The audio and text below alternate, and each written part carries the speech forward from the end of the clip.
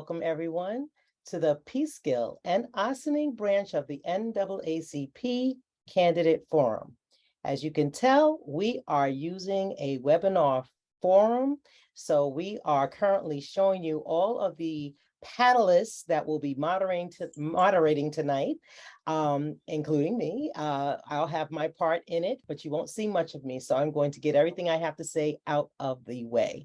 So first and foremost, what we like to do is set the tone and usher in whatever spirit you like to call positive into this meeting. So our way of doing that is to usher in by prayer. And we are going to have the Reverend James Farrell, who is on the stage right now, usher us in right now. Thank you for that, Madam President. Now, Lord, we thank you for this, our nation. We thank you for the blessings that you've afforded us as a people and that you've afforded us particularly in the purpose of our democratic system. We thank you, O Lord, for civic-minded candidates, for those that have placed the call to serve above the call of personality and above their own personal need. Now we ask you for guidance and for mercy as we seek to inform your people that they might make a good decision according to your counsel. And all this we ask in the name of your Son. Amen. Amen, amen, amen. What a wonderful prayer. Okay, so we're going to go ahead, and the first thing we also like to do is make sure that we say the mission statement, because we like to make sure that you all know what the NAACP stands for, and that is the National Association for the Advancement of Colored People. And so our mission is to achieve equity, political rights, and social inclusion by advancing policies and practices that expand human and civil rights, eliminate discrimination, and accelerate well-being, education, and economic security of Black people and all persons of color. So to get started, I just want to make sure that you all know who I am, which I did not say earlier. My name is Valerie Eaton, and I am the president of the Peekskill NAACP. And so moving right along, what we'd like to do is get this thing rolling. We're going to set the tone. We are going to be as professional as we can possibly be. We have some wonderful candidates, and we are going to show our communities exactly who they will be voting for. So it will behoove all of you to show your best side. And yes, I said it, I am that mother. So we're going to move right along, and I want to introduce to you our two moderators, the president of the Ossining branch, Aaron Moore, and Keisha Palmer-Cousins, who is the Civic Engagement Chair. She is also the second vice president, and she is also the owner of and CEO of Aerobasol and COO of G&K Sweet Foods, LLC. Okay, they will be moderating this event.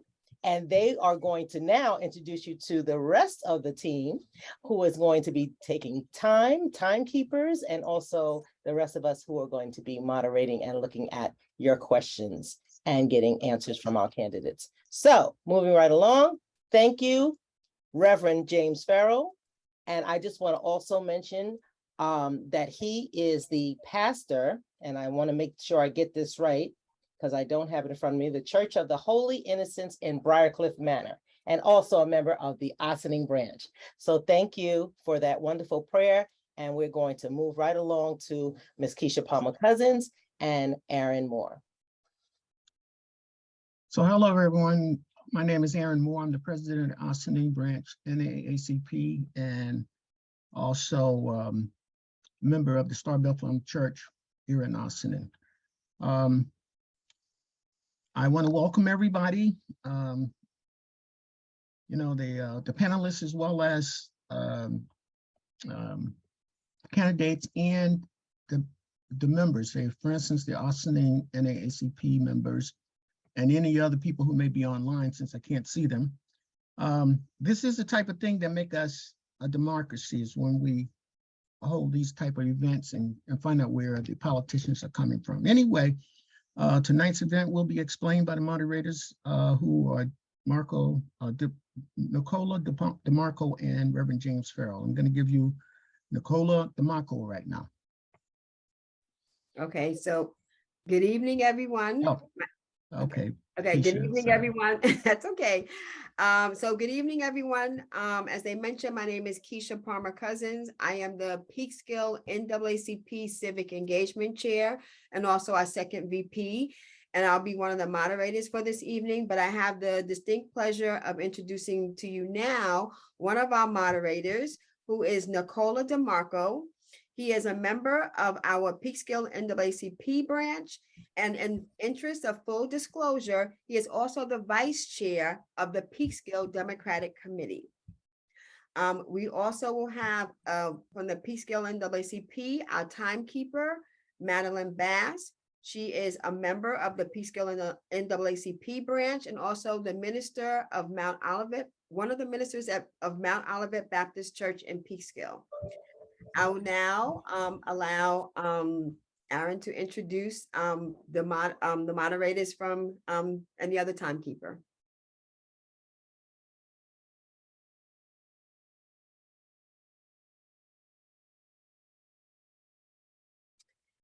So our other moderator will be Reverend James Farrell, member of the Ossining NAACP branch and pastor of the Church of the Holy Innocents in Briarcliff Manor. And our other timekeeper is Daria Gregg, member of the Ossining NAACP branch and member of the Universalist Congregation of the Hudson Valley. Aaron? Yes. Did we introduce Marco? Yes, we did. Yes, okay. So introduction of the mayor. Our first candidate is Rika Levin, who is running for re-election as mayor of the village of Ossining. She is unopposed. Ms. Levin, you now have the floor. Timekeeper, for your platform, you tell her how many minutes she has. She has 3 minutes to state her platform. Okay. Hello. Can she hear me? I guess Who are you our speaking to? Oh, administrator. there it's you me. are, yes. Mhm. Rika Levin, yes. Hi. Hello, Aaron. Hi. So anyway, you'll have 3 minutes to, at the beginning here to explain to us what your platform is. And then we're going to get questions to you. Okay, am I the first one on tonight? You're the first one. And do we stay on afterwards, or do you put us back in the waiting area? Melissa.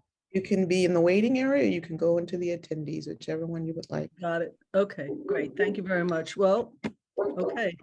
Okay, and I would just like to add that she is, Ms. Rika Levin is running for, she's our first candidate, and she's running for re-election as mayor of the village of Ossining. She is unopposed. Mayor Levin, you have 3 minutes for your opening statement.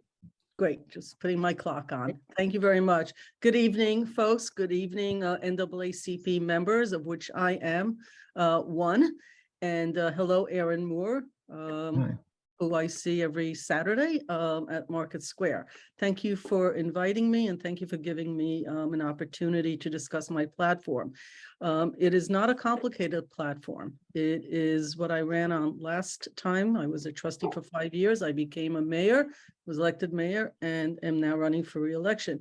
The platform is to find ways to bring a community of almost 30,000 people of all generations and background together to build together a community that helps us improve quality of life, initiatives that helps us to improve people's daily life, that helps us to elevate everyone together through infrastructure improvement, through community outreach improvement, through working with the over 200 registered nonprofits in our community or stakeholders, a community that sits on about 3.2 square miles, so not a large area, but a lot of people. I think about the size of Peekskill. We have a lot in common on the riverfront. We are looking to improve resiliency on the waterfront. that is a major issue for all of the river towns. And we are always, and I say we because I believe in teamwork. It's not just about me or I, that myself and the board looks to work with the Board of Education, with the many organization to improve people's lives through business development, through the lens of equity, through the lens of multi-generational folks living in our community, from the very young to the seniors who live in more than 6 senior facilities in our community. I have 3 minutes on my clock, but I may be off. That's No, good. That's good. You're a little shy, but it's fine. Oh, thank you very much for a that. politician who doesn't take the entire 3 minutes. I'm a little embarrassed, to be honest with you. Can I have a minute later on? The first question we have for you, Mayor Levin, is what are your top 3 priorities if re-elected as mayor of the village? You have a minute and a half to answer this question. Okay, thank you. Thank you for the question. Top 3 priorities. Our top 3 priorities is my top 3 priorities are to continue improving the housing stock. We are building a 109 first of its kind, all affordable development on the waterfront by the train station. I want to make sure that that comes to completion with all the additives that we plan to get. Improvements for ADA, sidewalks, parking garage next to it. That's one main objective. Another main objective is infrastructure improvements in the downtown area to help businesses through enhancing our community center and our intersections and roads. And lastly, one of the top 3, so that would be business development. Lastly, one of the 3 items that I really would like to do is really work on the grants. We are about to get the largest segment of grants, $20 million by the end of this year. 30 seconds left. Thank you. And we plan to use that, as we have stated to the public, through many, many community engagement meetings of fixing community center to the downtown, to the waterfront. Thank you. Second question, Mayor. Recently, a flyer attacking Sean Maloney was mailed to voters in the 17th Congressional District. The flyer suggests that people of color, particularly Black men, are responsible for the increase in crime rates and are the only ones who benefit from the state's bail reform laws. What, if anything, have you done to oppose or denounce this flyer? Number one, I saw it on social media, so I didn't actually see the whole flyer. I just saw it on social.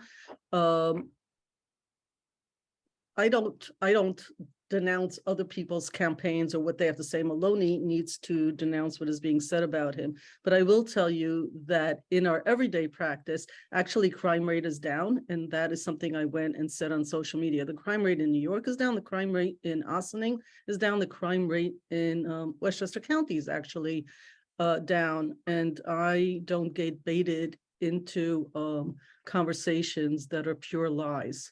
And I say those things every day when I speak to people. In this community, I don't think anybody buys that BS. I don't mean to use any weird words, but whatever. Thank you. The next question. In 2019, the village of Ossining was mandated by the state of New York to undertake a review of police practices and procedures and to develop a plan for reforming their departments to renew public confidence in local law enforcement. What do you hope to see as a result of that process?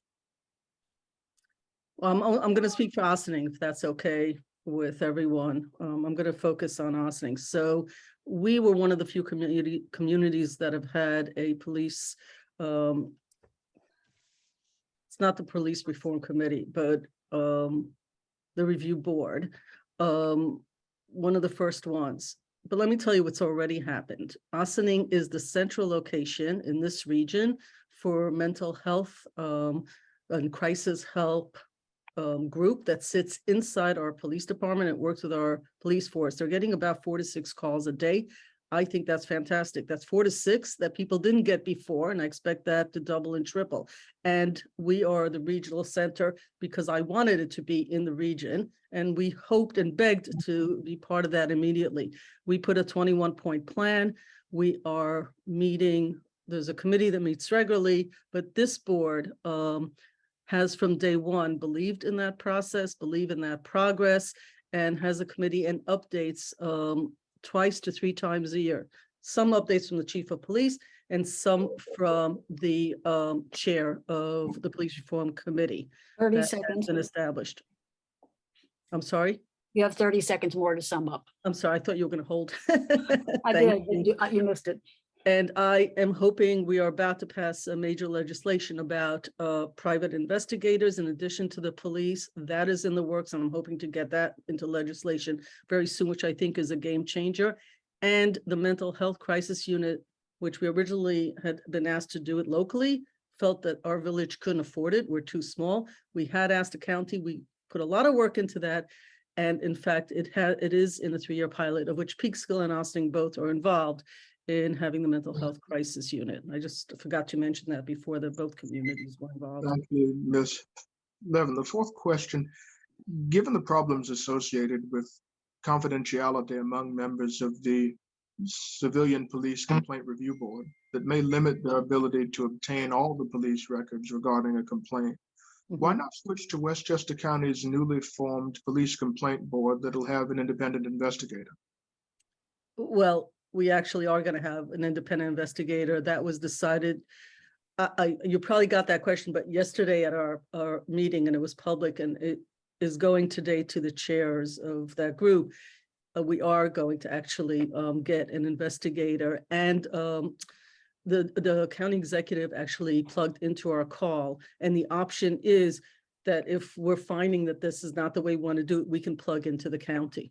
But we're going to get a list of investigators, and we're just now, as of last night, it's just a coincidence. Thank you very much. With that, I'll put you in the hands of our host. Thank you, Reverend. Unmute yourself. Me? No. Oh. Mr. President.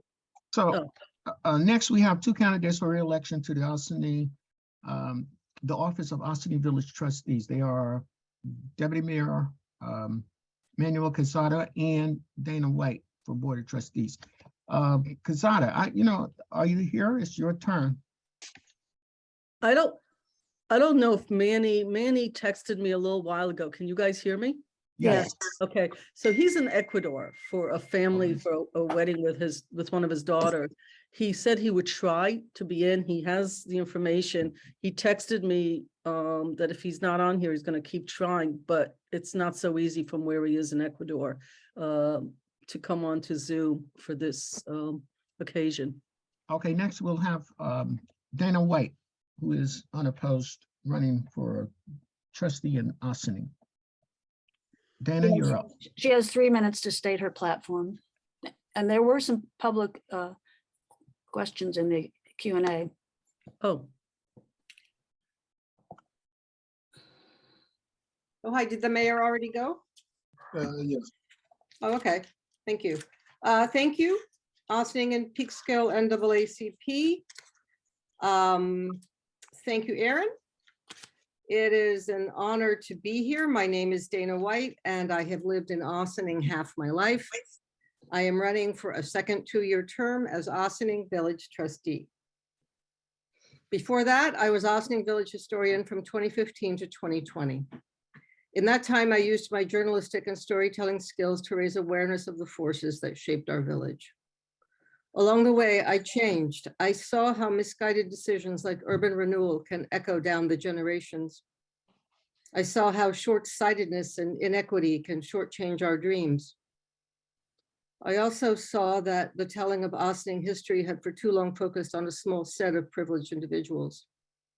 To paraphrase the Nigerian novelist Chinua Achebe, too much of Ossining history had glorified the hunter, not the lion.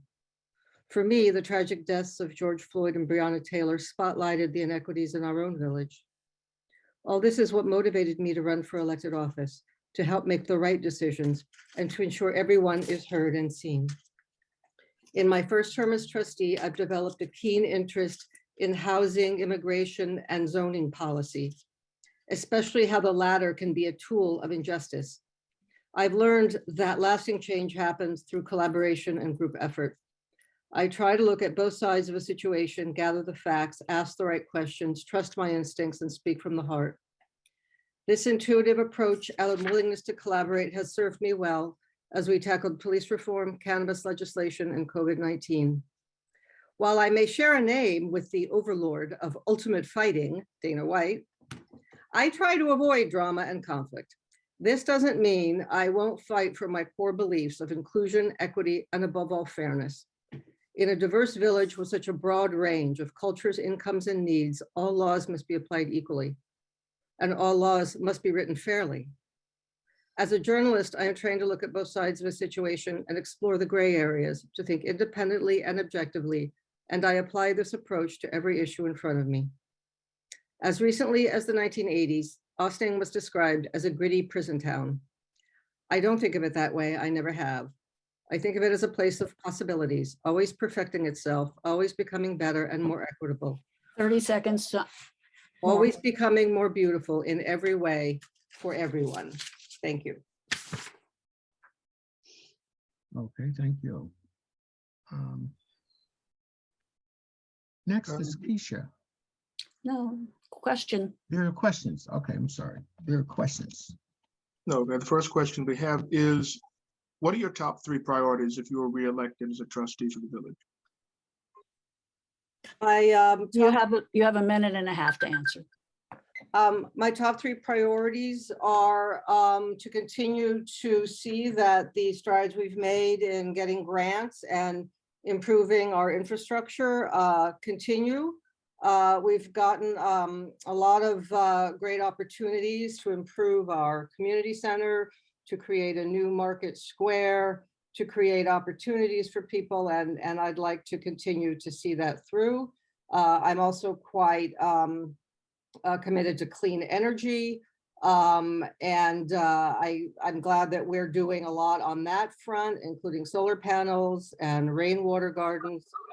And I would just like to continue working on improving quality of life in the village, and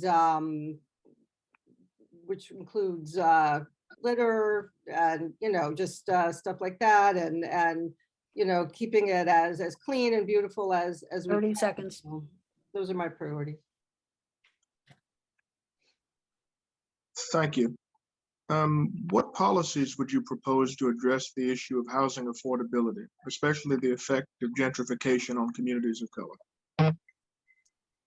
Well, the policies we are, one of the policies is to build more affordable housing, which is something that's currently in the works. There's going to be 109 units of affordable housing down on Water Street, and they should break ground next year.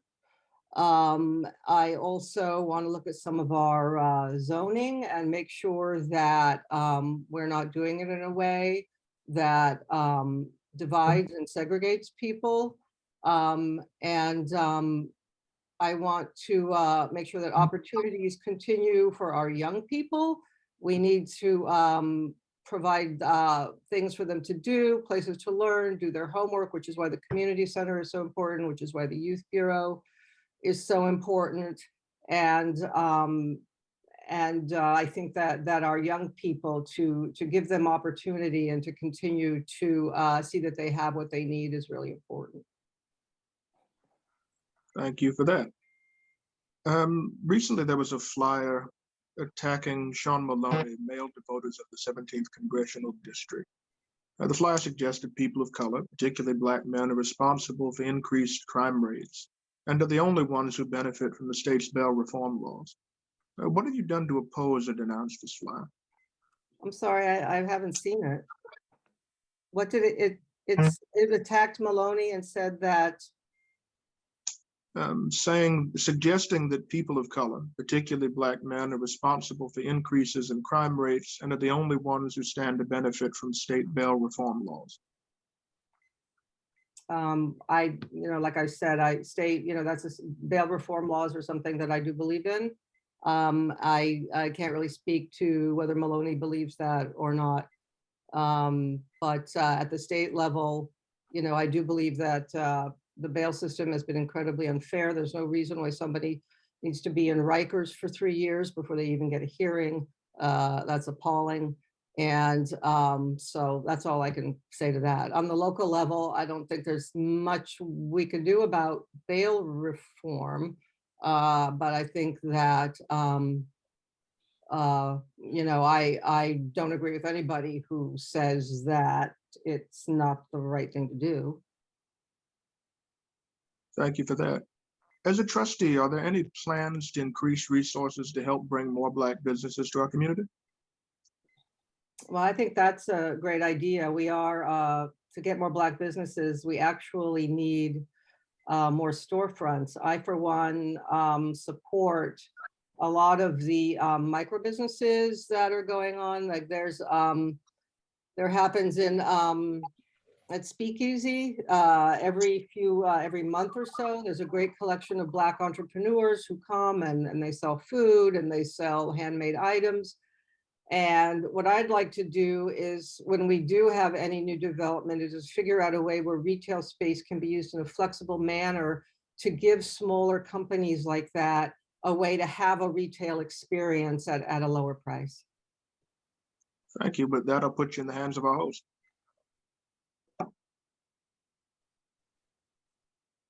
So, thank you very much.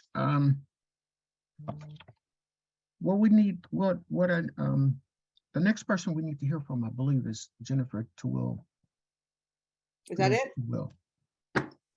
Yes. Hey, Jay, Bye. say hi to your mom for me. His mom's awesome poet. Oh, nice. Thank you. Okay, so I want to introduce Jennifer Fields to Wills. There you are. Okay. You have 3 minutes to give us your platform. Okay, I just want to make sure you're speaking to me. Yes, you are. Okay, I am. good evening. Good evening. So my name is Jennifer Fields Tawil. I have lived in Ossining for the last 19 years. I have a son who is a Ossining high school graduate who's now in college, and I have a daughter who's a junior. And I was appointed to the board in February. Unfortunately, because the current member was not able to fill her position. And I was very happy to do it. I ran for the position because I live in the unincorporated area and there wasn't another member on the town board that lives in my particular part of the town. And I thought it was important that we were going to be represented. So since February, I've enjoyed being on the board. There have been a lot of important things that have come before us. We've worked on the comprehensive plan, and we've been talking a lot about development that is being planned for this area. And I've been involved in the Ossining Democratic Party for the last about 14 years. And I'm just very happy to be here tonight. Okay, thanks. Thank We you have for that. questions for you. Yes, the first question. What are your top 3 priorities if you're reelected as a town council member? Well, one of the things that we've really been focusing on, and I've felt is important, is the development that's been going on, especially that's been going on in the unincorporated area where I live. Right across from me, there were 2 buildings that were built over the last couple of years. And there's now a proposed development not too far from where I am called Stony Lodge. And one of the things that we are talking about with Stony Lodge is making sure that there are some affordable units that are available. And also it's very important that the affordable units don't look different than any other units, and that they're not all in one particular area, so that you know, the affordable units are uniform to everyone else. I really think also where we've also been talking about possible development. 30 seconds more. Oh. You got 30. Yeah, we've also been talking about possible development that's going to be mixed use on Executive Boulevard, because what we've really talked about in the comprehensive plan is that there isn't enough affordable housing in our area. And so the mixed use property will allow for that. Thank you for that answer. We have one question here. How would you work with the village of Ossining to support affordable housing, police reform, and other issues of common interest between the village and the town? You know, I think, well, right now, I do think the village and the town, we do try to work well as much as possible. I think there's been really great communication the last couple of years between the supervisor and whoever has held the position of mayor. And I think that they have tried to communicate their priorities back down to the trustees and town board members. You know, I think I grew up in Queens. We did not have these different towns and villages and, you know, lines drawn. So to me, I feel like Ossining is one and we should operate that way. And I really think that, you know, anything that affects the town affects the village and vice versa. And so there shouldn't really be differences between, you know, if we're working on something, we should all be working on it together. Although there are certain different, you know, priorities that they do. You know, I think one of the things you mentioned was, as I has already talked about, affordable housing. There's some development that's supposed to be going on State Street that I'm not aware of. I'd like to have more communication with the village to find out what that development is going to look like.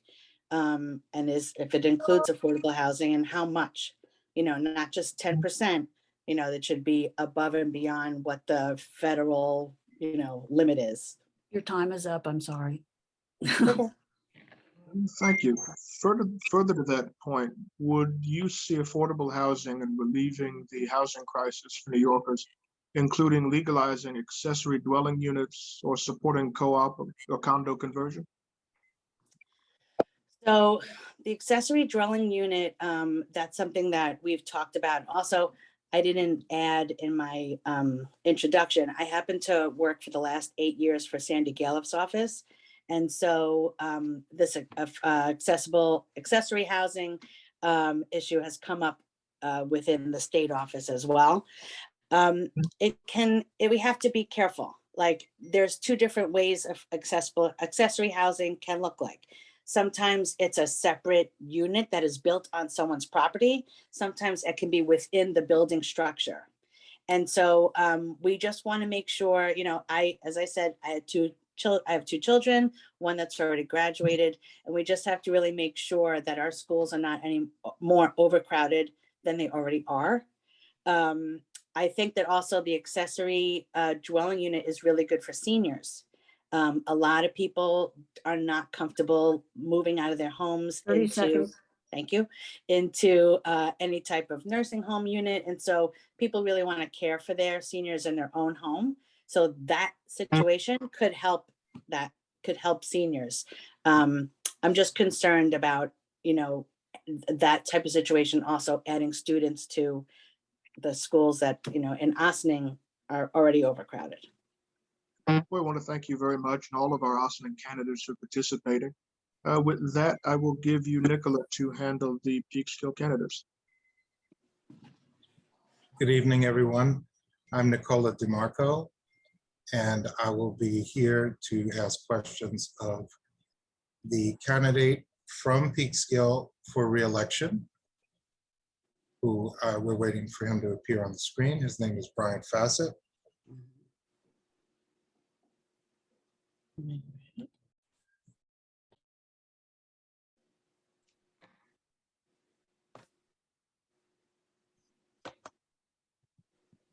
He's up.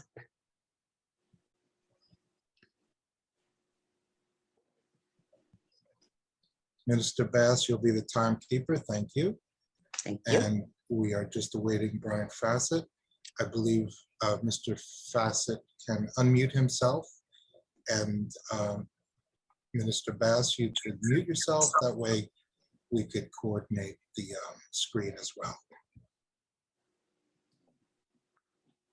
I am unmuted. Can you hear me? Yes, we can, Great. Councilman. Thank you. Councilman Fassett, good evening. Good evening. I am Nicola DeMarco. I have a few questions for you. Sure. What are your 3 top priorities if you are reelected to the Peekskill City Council? Please be specific. I think one of my top priorities is civic engagement, getting our residents engaged in local government activity. For years, I think they've been shunned away from City Hall back in the days. And the last administration and this administration certainly working very hard to bring that back.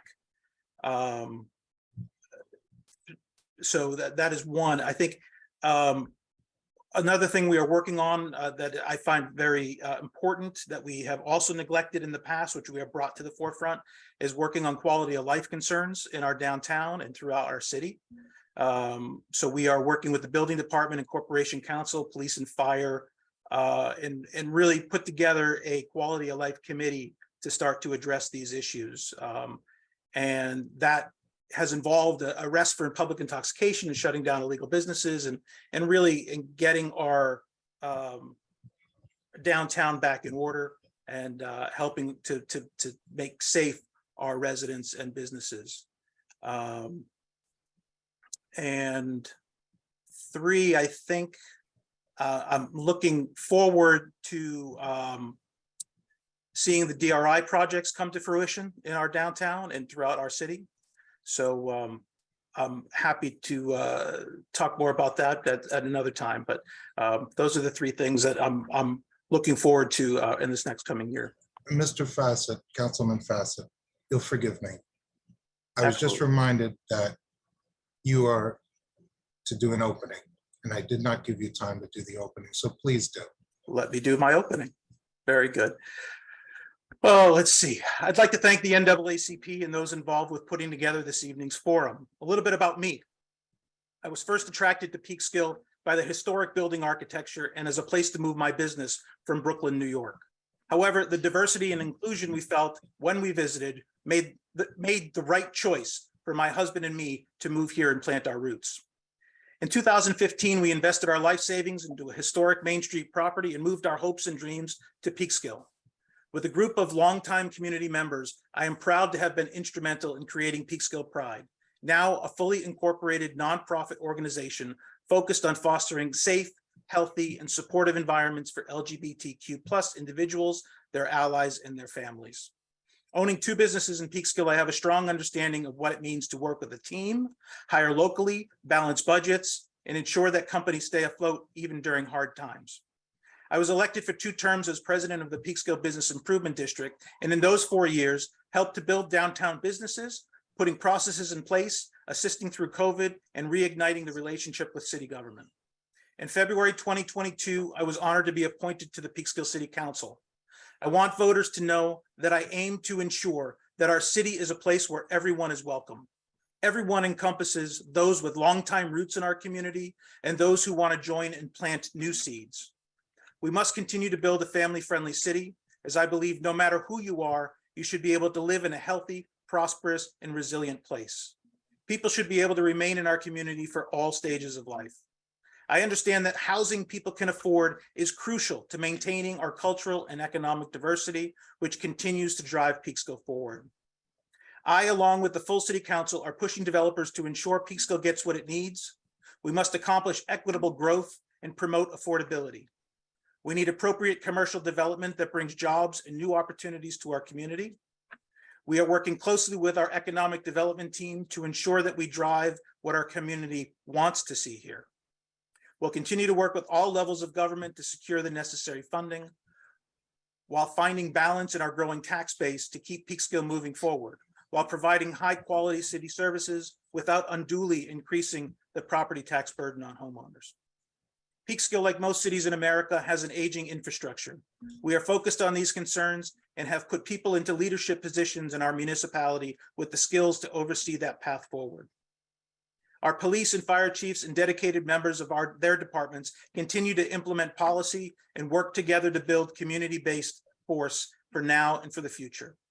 In closing, I pledge to continue to work with everyone to raise Peekskill up and to find ways to sustain the momentum for the future.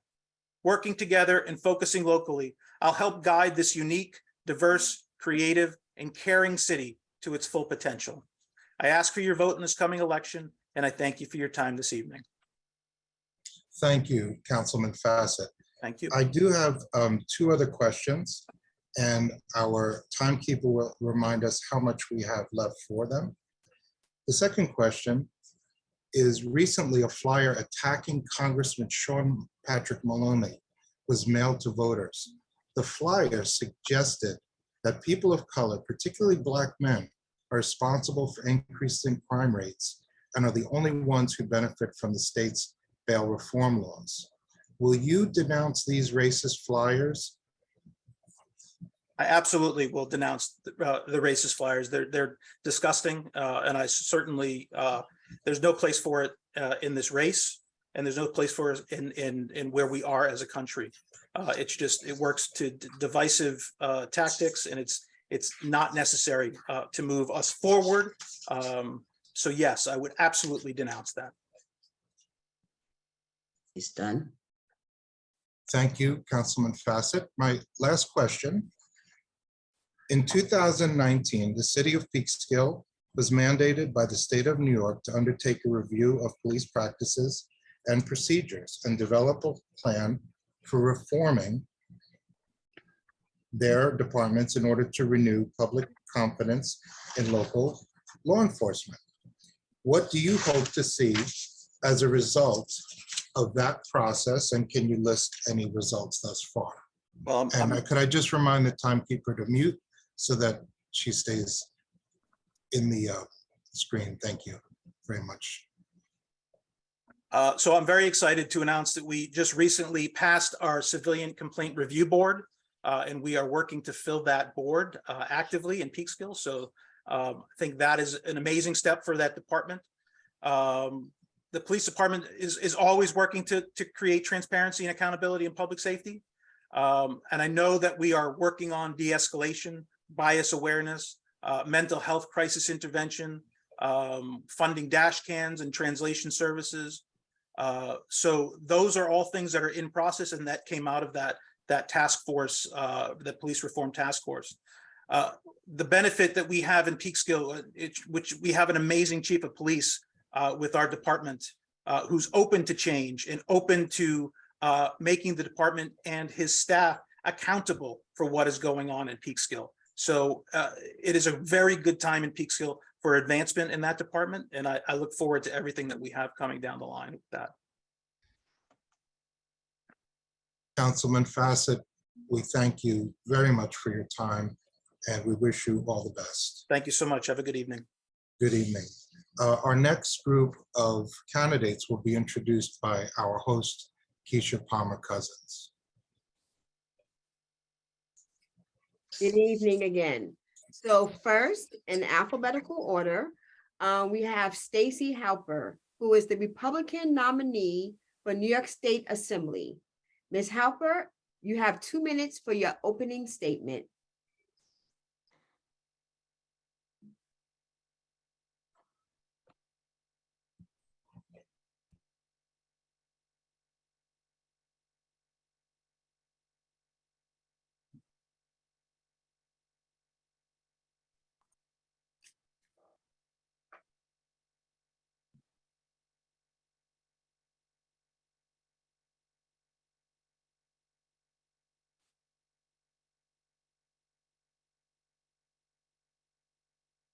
Ms. Halper?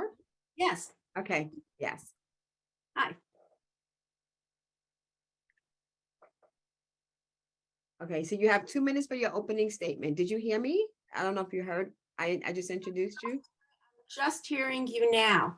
Okay, all right, so I'll repeat it. So I mentioned that first, we are now introducing the New York State Assembly candidates in District 95.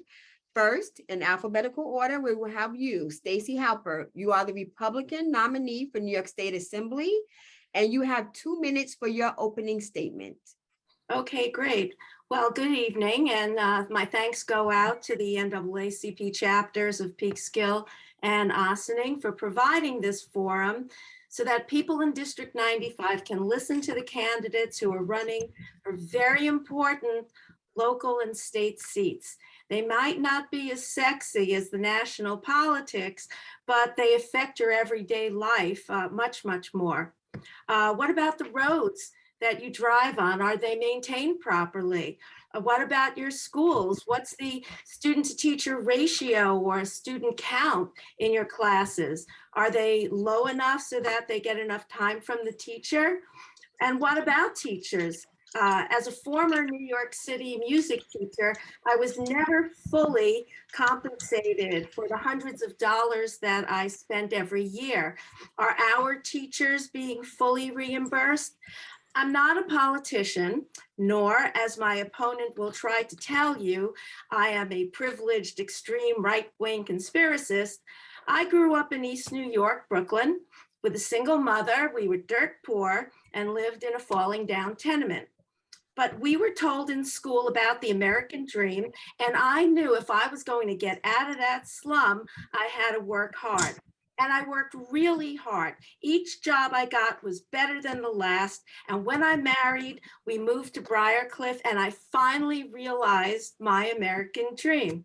And that is why people want to come to America, for opportunity, the same opportunity that You I have 30 seconds. Okay, and I want that for everybody in District 95 and the entire state. So again, thank you for having me. Good evening, Ms. Halper. Hello. I have a few questions and I want to give you some time to answer those. Sure. The first one is, recently a flyer attacking Congressman Sean Patrick Maloney was mailed to voters. The flyer suggests that people of color, particularly Black men, are responsible for increases in crime rates and are the only ones who benefit from the state's bail reform laws. Will you denounce these racist flyers? Oh, absolutely. I'm not sure I understand. So you're saying that from Sean Patrick Maloney's camp they came, or they came to his camp? They were mailed attacking Congressman Sean Patrick Maloney. Oh, well, I mean, I don't know who they came from, but they don't belong here. This is absolutely ridiculous. There's plenty of crime to go around for every color. And yes, I do absolutely condemn anything like that. Anytime you see any kind of flyers that do things like that, no, it's terrible. Could I ask everyone except for the candidate to mute themselves? I hear some background noise, please. Thank you.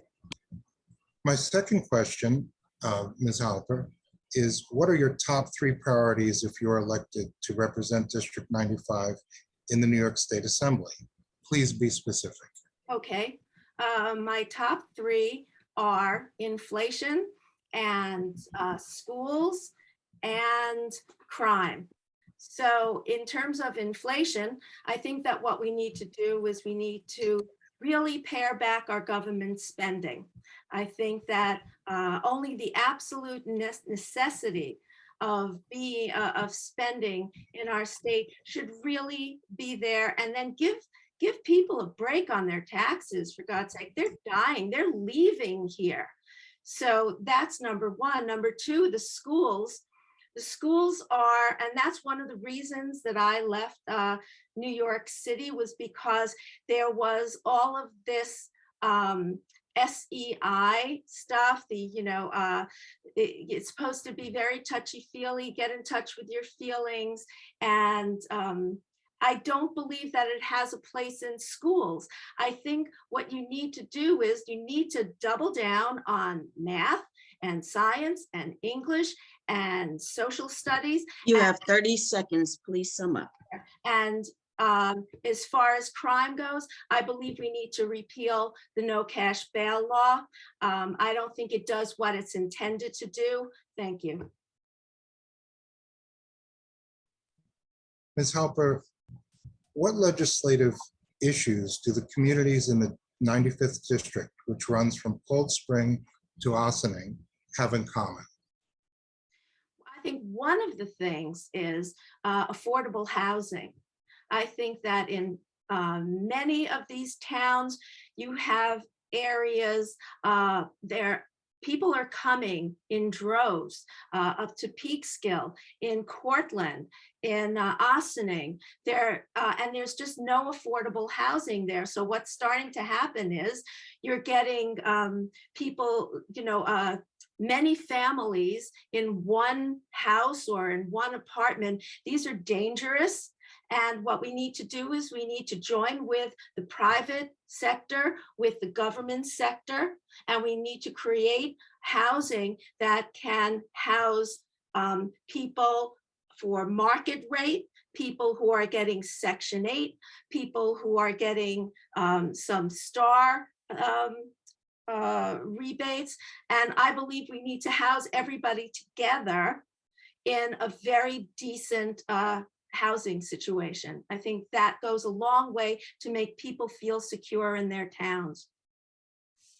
Okay, I'm going to interrupt here because I want to just ensure that we follow the format that we have promised. And so right now, I'm going to take the liberty to introduce our second candidate for the New York State Assembly in District 95, which is Dana Levenberg.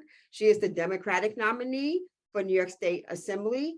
Ms. Levenberg, you will have 2 minutes for your opening statement, and then we'll allow you time to answer the same questions that our moderator Nicola posed to Stacey Halper. I will repeat them. Okay. I will repeat them. Thank you. And our Thank you. apologies. Thank you. Thank you.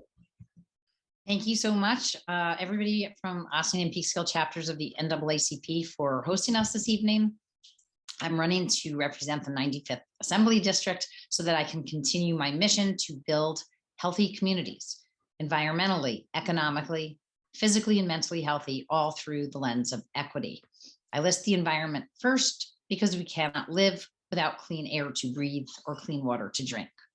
Moreover, because the 95th AD is largely composed of river towns, combating climate change and promoting environmental resiliency and environmental justice must be a top priority. We cannot risk our lives and livelihoods with someone who does not understand the urgency of this threat.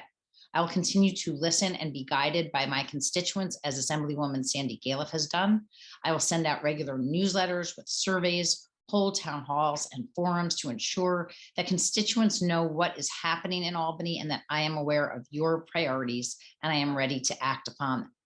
I will draw on my experience as a local PTA leader, 9-year Ossining School Board trustee, and 8 years working for Assemblywoman Galiff and with the Regional Economic Development Council, as well as almost 7 years as Ossining Town Supervisor to hit the ground running and improve outcomes for all, protect our communities, step up when times are tough, and work with all of you to make life better here in the Lower Hudson Valley, because let's face it, that is all that any of us really want. I hope I can count on your vote and also your support for Proposition 1, the Environmental Bond Act, on the flip side of the ballot, to make sure we have the funds needed to protect life here on Earth. Thank you. Thank you, Supervisor Dana Levenberg. I have 3 questions for you, and the timekeeper, Minister Madeline Bass, will remind you of the time constraints. The first question: recently, a flyer attacking Congressman Sean Patrick Maloney was mailed to voters. The flyer suggests that people of color, especially Black men, particularly Black men, are responsible for increase in crime rates and are the only ones who benefit from the state's bail reform laws. Will you denounce these racist flyers? I absolutely will denounce them. And I'm horrified horrified to hear that these kind of tactics are continuing to be used by these right-wing extremists against certainly against somebody who I hope to be my colleague and somebody that I'm going to be working with, who I know works so hard to support our diverse communities. Also, you know, cash bail, the rollback of cash bail was something that was done specifically to improve equity, because we know that people of color are most negatively impacted, and also people who do not have a lot of money. And we want to make sure that we have common sense reforms in our country that support people who that do not falsely incriminate people who may or may not have committed low-level crimes across the board. I support the rollbacks to cash bail, and I absolutely am horrified to hear of this mailer, which I've heard now because I've been listening to the debate or the forum, and I would stand with Maloney and stand with anybody else to denounce any sort of racist attacks that or attack ads or attack mailers that are going out right now. I believe the timekeeper has called time on that question. Is there, who is the time? Is that Dari? I don't know. Could you raise your hand, Minister Bass? Oh, I'm so sorry. I wasn't looking. Okay, my apologies. And Thank Minister Bass, if you could just put the sign up right in front of the screen and just leave it still for a few seconds. Thank you so much. I'm sorry, I did not even see it. No problem. We're on to the next question. I have two more for you. What are your top 3 priorities if you are elected to represent District 95 in the New York State Assembly? Please be specific. Well, I always start by saying healthy communities, which I talked about, environmentally healthy, economically healthy, physically and mentally healthy through the lens of equity. Those are really my priorities. Breaking that down, the environment is, of course, top of critical importance, and making sure that we have environmental justice here in the 95th. As we watch the closing of Indian Point and knowing that we have the burn plant, we know that there's so much work that we have to do here in the 95th Assembly District to make sure that none of us are negatively impacted by any of the environmental changes that are taking place or that are currently existing. So we need to work hard to get off of fossil fuels. We've been hearing, you know, at the international level about what's happening with climate change, and we know we only have a short time. Education is of critical importance. We need to have an educated public. We need to make sure that everybody has a free and fair public education, and an excellent one at that. And we need to make sure that our schools are fully funded. Is that 30? I don't know what that one sign is. 30 seconds. Okay. I'm sorry. Okay. Got it. And then we absolutely need to make sure that people are able to live in this community and afford to stay here if they want, afford to age in place, and have housing and a roof over their head that is safe and secure, and that they feel safe and confident to live, work, play, and thrive here in the 95th Assembly District and throughout New York State. Thank you so much. I have one last question for you, Supervisor Levenberg. What legislative issues do the communities in the 95th Assembly District, which runs from Cold Spring to Ossining, have in common? So many. Well, certainly we have a diverse district with very wealthy areas and less wealthy areas throughout the district. Access to affordable health care is critically important, and I support universal health care. I want to make sure that everybody has a right to decent health care. Obviously, education is a #1 commonality that goes across the entire district, and making sure that we have quality of education for all of those in our district. I fought very hard to support foundation aid when I was the school board, to make sure that we got foundation aid fully funded. And I'm so excited that finally the legislature has and the governor have agreed to fully fund foundation aid by 2023. I will make sure that the formula for foundation aid continues to be fair and equitable so that all of our school children have a great education here in the 95th. And we have so many infrastructure needs that we need to continue to focus on. Making sure that we turn that ballot over and voting for the Environmental Bond Act will bring 30 seconds. Thank you, 85,000 green jobs to the state. And we need to make sure that we have them here, that we get the training that we need in place to make sure people are ready for the green economy, and that they all have safe, secure jobs with living wages. Thank you, Supervisor Dana Levenberg. And I believe that concludes our segment for the State Assembly. I bring back our Excuse me. host. They Yes, have closing statements. I apologize. Yes, we'll start, since she went first, with Stacy Halper. And if you could come back on for your closing statement, Ms. Halper. Thank you for reminding me.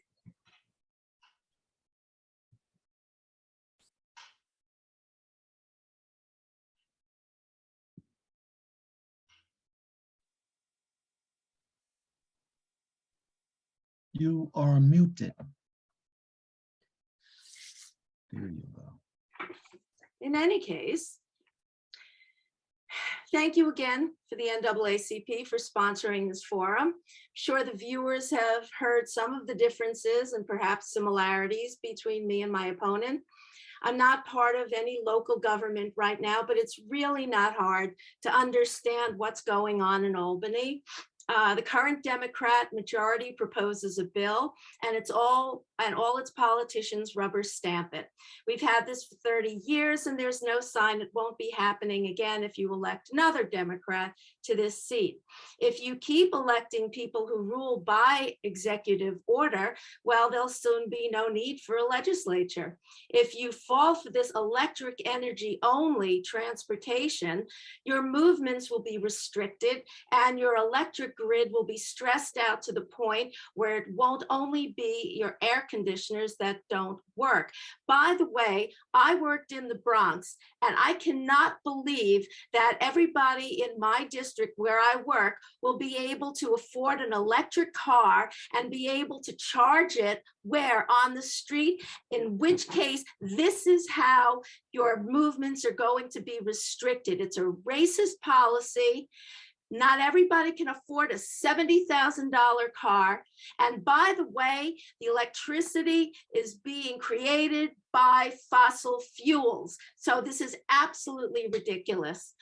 In any case, stop listening to news media and look at your grocery bill, your heating bill, your property tax bill. It wasn't this way a few years ago. We can work to get our beautiful New York back on track if you just try another viewpoint. It's only 2 years. If you don't like it, you can vote people out. But after 30 years, I think it's time to try something new. Thank you again, and God bless us all. Thank you, Ms. Halper. And the closing statement now from Supervisor Dana Levenberg. I'm running for assembly because I know what it takes to not just win the seat, but to deliver real results for the entire district. From Peekskill to Cold Spring, Ossining to Buchanan, Yorktown to Briarcliff. I will listen to you, learn with you, lean into complexity, and move beyond identifying problems to finding workable solutions to solving them. I'll continue to promote economic growth that benefits everyone, not just the ultra rich. I'll stand strong to fully fund our schools, to prepare our children for a bright future, not the past. I will fight for common sense gun legislation and improved policing with support for mental health, because everyone deserves to be safe. And I will ardently support and defend a woman's right to choose, the right to privacy, the right to free and fair elections, and to vote, and other rights that are being threatened by right-wing extremists.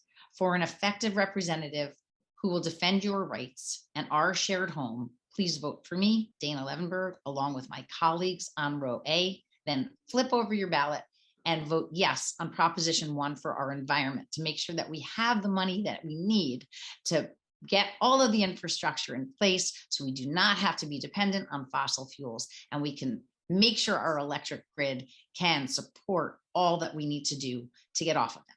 Thank you very much. Have a great night, everybody. Thank you so much, Supervisor Dana Levenberg, and we wish you both all the best and good luck.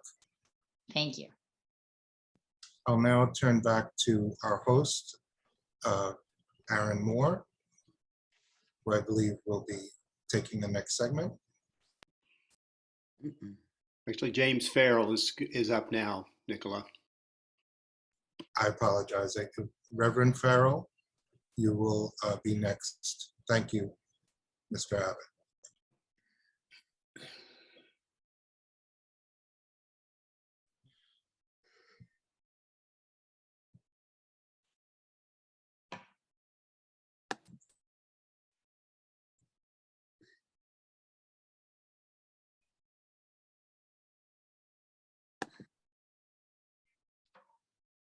Reverend Farrell? Got you here. If someone could introduce the candidates. I believe that would be Mr. Moore. You may do that, Reverend Farrell. It's on your.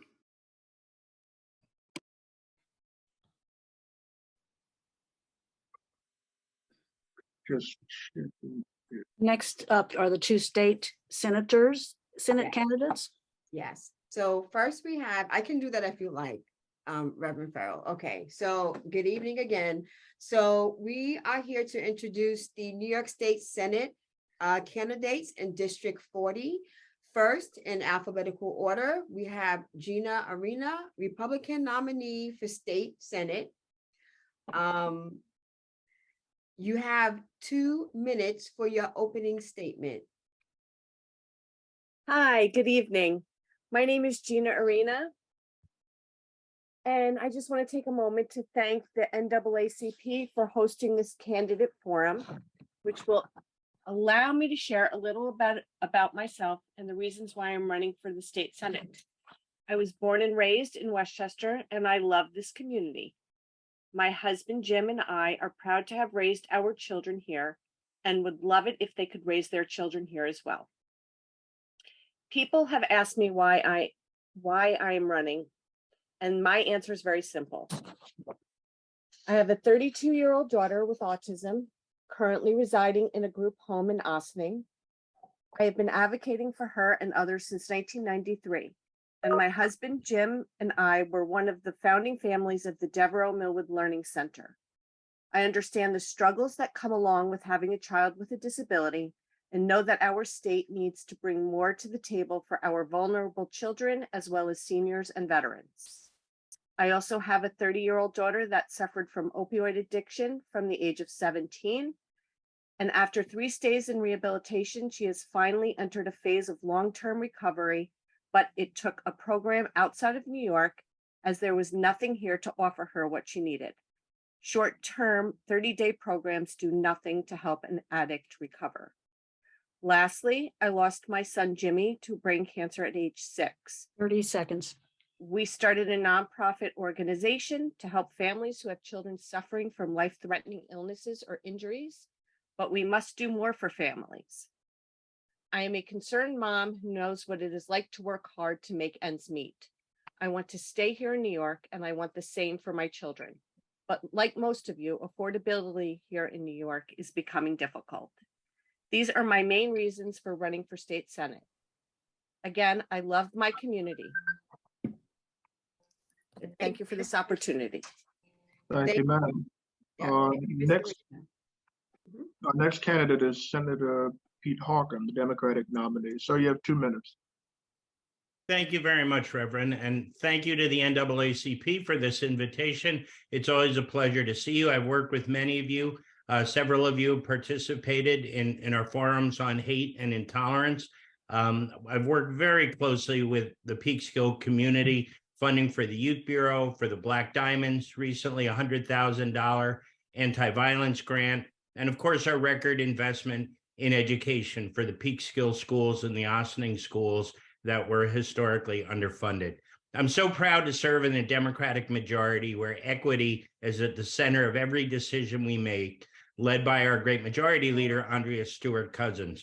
Election reform, education, healthcare, always equity is at the center of our decisions. As chair of Committee on Alcoholism and Substance Abuse, I travel the state to see what the needs are. This year, we increased the budget by $500 million to address treatment deserts, cultural sensitivity gaps, and we're working hard to improve the system. I passed 23 bills in New York State this year alone dealing with substance abuse issues. But there are a lot of differences between the two candidates, where I talk a lot about equity and my opponent talks about other things. So we work hard on expanding access to voting, the John R. Lewis Voting Rights Act, early voting, automatic registration. My opponent supports voter ID laws. I worked hard to pass criminal justice reform so we can stop criminalizing race and poverty. And my opponent wants to rescind those reforms. So there are very, very big differences between the two of us. And I look forward to your questions this evening. Thank you, sir. So unlike the last couple segments, this time we're going to ask one question and give the candidates an opportunity to alternate between themselves. First, Ms. Arena, what are your top 3 priorities if you're elected to the state? You have a minute and a half to answer. My top 3 priorities? Yes, my top 3 priorities. I would like to look into bail reform because I feel that we're at a point with this where we're seeing crime escalating, and I would like to work on the affordability. As we all know, people are having to make choices this winter as to whether they're going to pay bills, pay for their oil, pay for their medications, food, gas, whatever it may be. And I'm very concerned about that, not only for the elderly, but as well the people who are disabled at this point in time. So those are my main 2 issues. Also infrastructure and energy for me, I would have to say are 2 other issues that our energy prices are going to go through the roof, and I'm very concerned. 30 seconds. That's it. Go ahead. Thunder? Thank you for the question. And we understand it's expensive right now with gas prices up and inflation. That's why we passed $4 billion in tax cuts this year. Middle-class tax cuts, property tax rebates, small business tax cuts. We doubled the threshold for the senior property tax exemption. Over the last 2 years, over $1 billion in small business grants. So we've been addressing the affordability issue. I would say that obviously education, we need to continue our process of fully funding foundation aid for our schools. 2 years ago, we went to 60%. This year, we got up to 80%. Next year, we'll get to 100%. Since I've taken office, I brought back more than $100 million in extra education aid for the schools in our district so that every child, regardless of their zip code, has the same opportunity for an excellent education. And schools like Peekskill and Ossining were historically underfunded. Again, I work on I chair the Committee on Alcoholism and Substance Abuse. 30 seconds. We need to merge, thank you, OASIS and OMH, because 70% of the people who present with substance use disorder also have a co-occurring mental health disorder. And we have 2 siloed systems. We have to have a no wrong door system. We passed it twice in the Senate. We've got to get it through the Assembly. And then finally, we continue to address climate change. It's a threat to all our children. But one of the things that we need to do is really address our environmental justice communities. The communities that borne the brunt of the fossil fuel industry need to be the ones to get the benefits from a clean energy economy. Thank you, sir. The next question is, in New York State, voter suppression is a Class C felony, punishable by up to 5 years in jail. Would you support upgrading voter suppression to a Class D felony, making it punishable by 5 years or more? Ms. Arena. I haven't actually read into this issue. at this time, I would like to learn more about it. I apologize for that answer, but it's just not something that I have read very much about. Thank you. Senator Harker. I absolutely would. And when we start every session, one of the things the majority leader always says is, you know, we can't do anything unless we protect our democracy first. So we always pass an election protection package as the very first thing we do in the Senate in the 4 years that I've been there. Again, I point to the fact that my opponent supports voter ID laws, which go back to the Jim Crow era. And I don't have to tell any of you the impact of voter ID laws.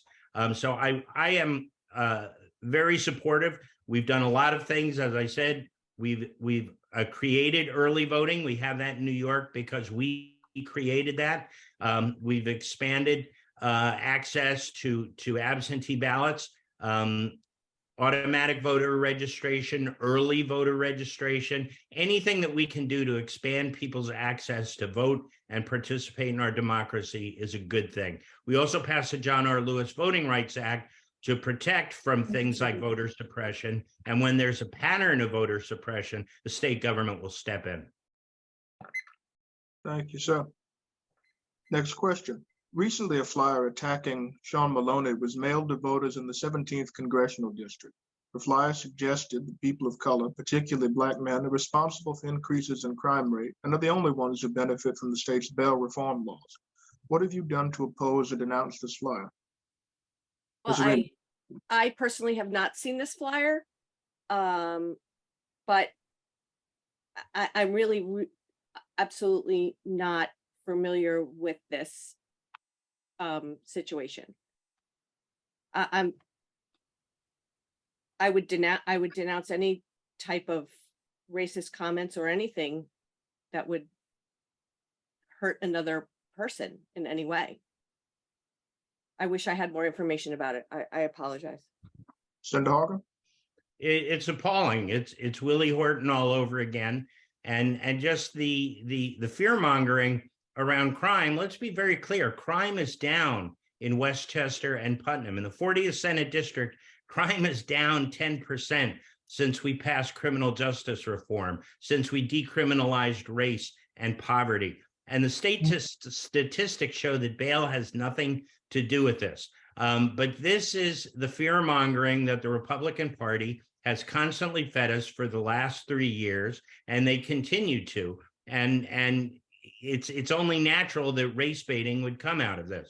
And so when I took office, in response to a series of white supremacist incidents and the killing in the mosques and the synagogue, we started a series called Hate in the Era of Multiculturalism.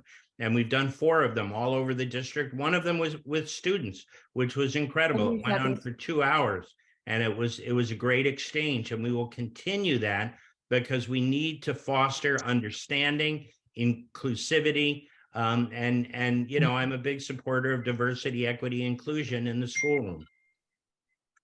Thank you, sir. And the next question comes from the audience. There are competing claims of a desire to reduce taxes, but also to increase services for the developmentally disabled community. How would both of these be juggled, increasing benefit and without increasing taxes? Ms. Arena. Well, I think when it comes to disabilities, because I have a child with autism, I often find that we have to fight for services to make sure that we keep them. They're often a target of Albany to make cuts of. And this also goes along with our seniors and our veterans as well. I don't quite understand why we're always cutting services to places that, to me, in my eyes, is a no-brainer as to what should be done for the public. At this point in time, I think we have a lot to look at in cutting taxes. Senator Harkin said that he's put all of these this money back into the communities, but yet people are still struggling. And I'm not quite sure where this money is that we keep putting Or back into the recipients. communities. So again, I'd like to look at these kinds of things and find out how we can increase our services for the most vulnerable people that are in our communities. And that includes homeless people as well. We're not doing enough, and we're supposed to be human and take care of one another. And I would really like to dig in to find out where all the money is going and find ways to increase services for all of these areas. Time is up. Senator Hawkins? Thank you. The facts are we've increased funding for veterans, not cut veterans. We expanded the Dwyer program to be in all of New York State. It's an amazing peer-to-peer mental health PTSD program. We expanded that statewide. We elevated the Department of Veterans Affairs, or Office of Veterans Affairs, to be a department now, a full cabinet position with increased funding. Under the prior governor, all of the human services agencies, OPWDD, which deals with our disabled community, OCFS, OASIS, which I deal with substance abuse, OMH, were starved for 10 years under the last governor. And with this governor's leadership and the Democratic majority, we've turned that around. We've increased funding for the war on the opioid crisis by $500 million. All of the other O agencies, including OPWDD, have received substantial increases this year. We had over $1 billion for workforce recruitment and retention, because unfortunately the reimbursement rates were so low that folks could make more money at a fast food restaurant than taking care of our most vulnerable. So Gina is right when she says the system was not a good system, but we have made a commitment to turn around, and we put our money where our mouth is. Thank you, sir. I would just remind the audience that this is the Senate race, and they do have the opportunity to ask questions using the Q&A feature. With that in mind, we move to our next question. How will you determine the priorities of voters in the 40th Senate District when the district includes the river towns of Ossining, Croton, and Peekskill, as well as very northern areas in Westchester, in northern Westchester and Putnam counties, even parts of Rockland? Ms. Arena? Can you repeat that question, please? Sure. How will you determine the priorities of voters in the 40th Senate District when the diversity of communities stretches from Ossining, Croton, and Peekskill, as well as rural areas in northern Westchester, Putnam counties, and even parts of Rockland? So I like that question, because we are very diverse throughout Westchester. We have very different areas throughout the Westchester area and Putnam and Rockland. And I think I would like to start seeing more inclusive programs where we're learning about each other. I think it's very important that we extend our arms to help one another. I've always been an advocate for anyone with disabilities, anyone who is struggling. I know what it's like to be at a point in life where I'm living paycheck to paycheck. I work in civil service, so I understand various different lifestyles throughout the community, and I would really like to learn more, because we can never know enough about our fellow humans. 30 And seconds. I think I would be an asset to learn more and really help people. Thank you. Senator Harkin? Thank you very much. When I was elected 4 years ago, I promised to do a public conversation every month. So every month, even during the pandemic, for the past 4 years, we've done a coffee and conversation all over the district. Everyone is welcome, and we talk about everything and anything. And I say the only rule is no yelling. We're going to be civil to each other. And it's worked. You know, people come in and they don't necessarily agree with me, but we have good conversations. But we reach out into the community. I am in the mosques constantly. I go to temples constantly. I am always out. I'm in the northern part of the district. I've already been to Rockland. I've met with the supervisor over there. I meet with our electeds all of the time. I have a full-time liaison to the Hispanic and the new immigrant communities. We have a Veterans Advisory Board. So I am constantly meeting, going into churches, meeting with pastors, meeting with the faith-based community, meeting with students. I am in schools all of the time. We had the Black Diamonds to the office for lunch a couple of weeks ago. I go to the Brewster School for high school for a town hall every year.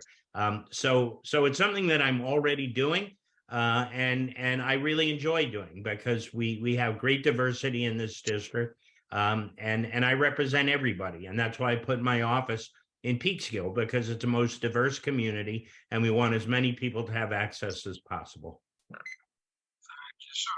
Next question comes from our audience again. I can't really hear you well. Sure, the next question comes from our audience. Will you be supporting property tax reforms this year? Homeowners in tax foreclosures have no protection. Homeowners facing neither do homeowners facing other types of foreclosures. Foreclosures for taxes often require little notice and don't advise homeowners about available protection programs and services in their area.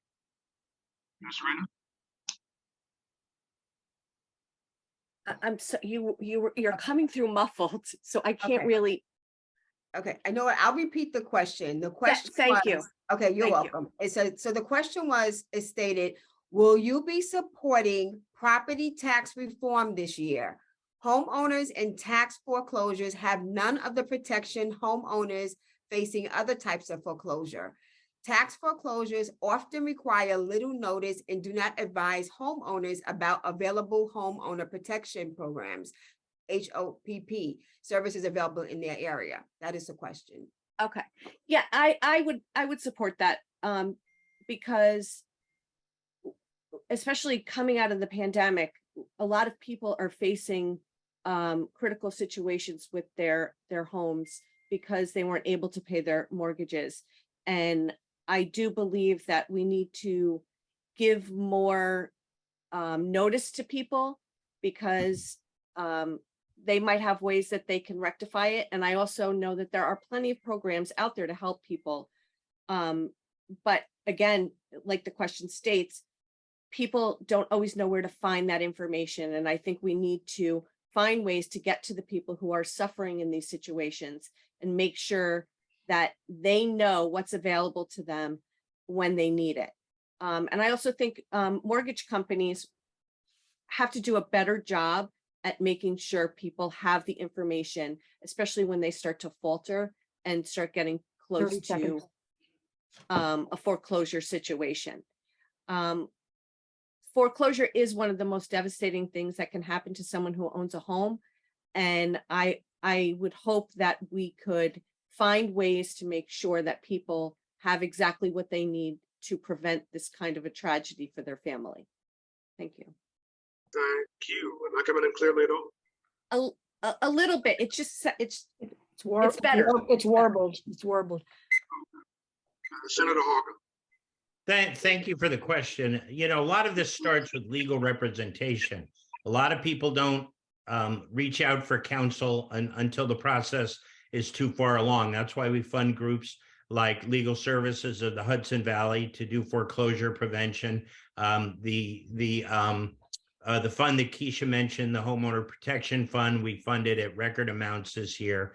The ERAP program to help tenants and landlords with eviction, but it does start with counsel. The other thing we need to do is also for homeowners who have a tax foreclosure from their local municipality, it's grossly unfair that they will lose their entire house and the entire value of their home, even though that may greatly surpass what the tax lien was in the first place. So I'm supporting legislation there that folks do not lose their entire asset, even though they may be foreclosed upon. Thank you. Still addressing the audio issue a little bit. The next question. Better. Oh yeah, better. All right. Much better. All right, we can work with that. The next question is concerning women's prisons. What would you Reverend, to address. Yep. if I may say, you're going in and out. If you'd like me to finish this up, Sure, if you could. I'll finish this segment up. Yeah. And I believe we'll give the last 5 or 10 minutes for closings anyway. It's So I'm gonna- it's 2 minutes for closing. Okay, 2 minutes each. So I'm going to go to another audience question. And this one is, excuse me. What will you do to alleviate the housing crisis in New Yorkers for those earning less than the average median income? Legalizing accessory dwelling units or supporting co-op or condo conversion? What are some of your thoughts on addressing low income and affordable housing? Could I ask that Ms. Arena go first because it's alphabetical order? Thank you. Yes, well, I completely, I do not agree with accessory dwelling units, especially the legislation that was presented earlier this year. That legislation would take the power out of the local municipalities and their zoning and bring it into the state. And we already have enough problems trying to get permits for local zonings. So I can't imagine what it would be like to have to go to the state level. I think there's ways that we can help people with affordable housing, in the sense that, like, for instance, my husband in the Katona Fire Department and my dad in the Pound Ridge Fire Department, they've started programs for the firefighters to be able to, they purchase houses, they fix them up, and then they rent them to keep people in the towns to be able to be the volunteer firefighters. 30 seconds.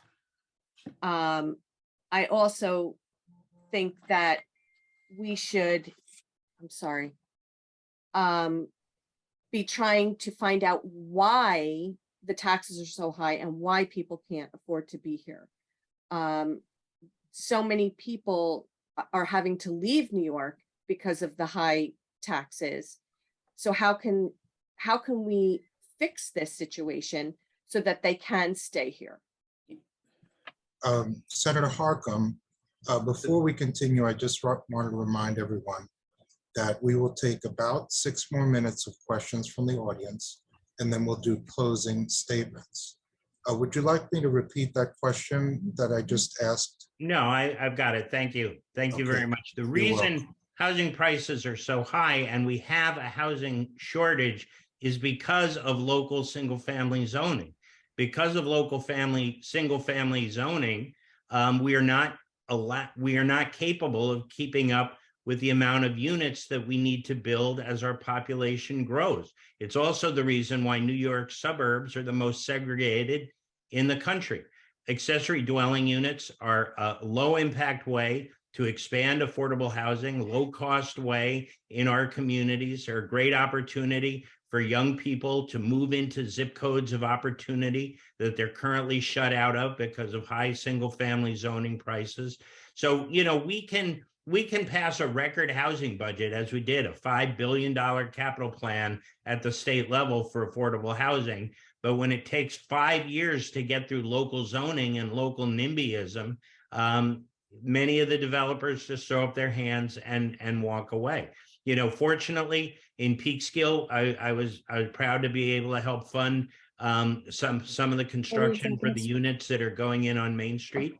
But not every community is as welcoming and progressive as Peekskill is. And accessory dwelling units, ADUs, while they're not the total solution, they are certainly one solution to begin to alleviate the housing crisis and segregation that we face in New York suburbs. Thank you, Senator Harckham. This is another question from the audience, and we'll ask Ms. Arena to answer it first. 2 of the 3 women's prisons in New York State are housed in this area. And many of these women face physical disabilities, mental disabilities. What would you do to address those issues?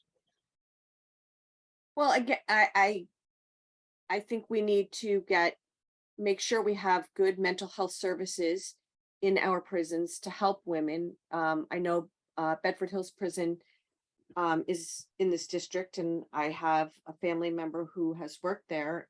I believe that we need to support the women in our prisons and offer them services to be able to function while they're there, and as well when they come out. I think women in prisons don't get the care that we should give them as far as mental health services. And I really think that that would be one of the best things to work on. I know that we also have other programs within the prisons for jobs for when they're released. And I would like to see more work with that. I'd like to see more of rehabilitating people to come back into society. 30 seconds. I'm good. Senator Harcum? Thank you. There are actually three prisons with us with Sing Sing, so there'll be 3 in the district now. I spent a year working in Taconic, which is one of the 3, running a substance use disorder group there, getting to know the women there. But the key is getting women and people out of prison. Prison is what causes the mental health disorders and the stress. So when people are no longer a threat to society and they're no longer the person they were when they committed their crime, we should be getting them out of prison, not finding ways to keep them longer and just treating their maladies while they're there. That's why we support elder parole, so that when people get to a certain point in their sentence, they're at least eligible for a parole hearing based upon who they are now and not who they were when they committed their crime. So yes, we one of the things that I'm proud that we did was we now require medication-assisted treatment in all of our prisons for folks with substance abuse. They were among the greatest risk of overdose death when they came out because they still had cravings but did not have treatment, and their ability to withstand a certain dose had decreased. And so they were at a high rate of death, of overdose death. So now we require medication assisted treatment in all of our correctional facilities, state and local. Thank you very much, Senator Harcum. We are now going to move to the closing statements, and our timekeeper will remind you of the limitations. I believe it's 2 minutes each, correct, timekeeper? 2 minutes for each, yes. 2 minutes. And we'll start in alphabetical order with Ms. Arena. Thank you. And again, thank you so much for the invitation to this important discussion and forum being held by the NAACP. As always, a great conversation about the issues impacting New Yorkers, which helps us all bring a light to the many things people are facing during these tough times. As I go door to door, I hear the same things from person to person. And the reality is that the leadership in Albany needs to hear the people, and the crime and affordability are the top concerns. Like many other families throughout the Hudson Valley and across New York, I am challenged every day to maintain a home and family while the prices of food, gas, and staying warm this winter will have to be made based on what we can afford. I've grown increasingly concerned in the past few years that our state seems to be headed in the wrong direction. New York has grown completely unaffordable for many hardworking families, and inflation and high taxes are making things even tougher. On top of that, misguided criminal justice policies have undermined public safety. And instead of solving problems, we have an out-of-touch, unaccountable state government that is simply making matters worse for all of us. I don't think it's realistic to expect the people who created these problems to be the same ones who solve them. I am running this year for the New York State Senate to be one of those who strives to find solutions to these everyday challenges facing New Yorkers. Many thanks again to the NAACP for hosting this evening's debate. Thank you to Mr. Harcum for participating, and many thanks to those of you who are watching. I am very sincere when I say I understand the many issues facing my fellow New Yorkers. If elected, I will work hard to get New York back to being a place where families can live and prosper once again. And I respectfully ask for your support on November 8th. Thank you so much. Thank you, Ms. Arena. Now, Senator Harcum, your closing remarks, please. Thank you again for the opportunity to join you. This is such an important election. You know, we didn't even get into some of the major issues about protecting our democracy. The head of the Republican ticket voted against ratifying the election of Joe Biden the day of the riot. This is the ideological head of their party in New York State. We didn't talk about reproductive health care. We didn't talk about common sense gun safety. But when we codified Roe v. Wade into New York State health law, we didn't have a single Republican vote.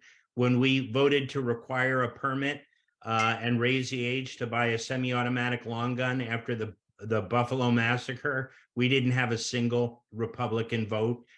So this election is very crucial. When we talk about education equity for school districts that had been systemically underfunded, we don't get Republican votes. And yet they want to take us back to where we were 4 years ago.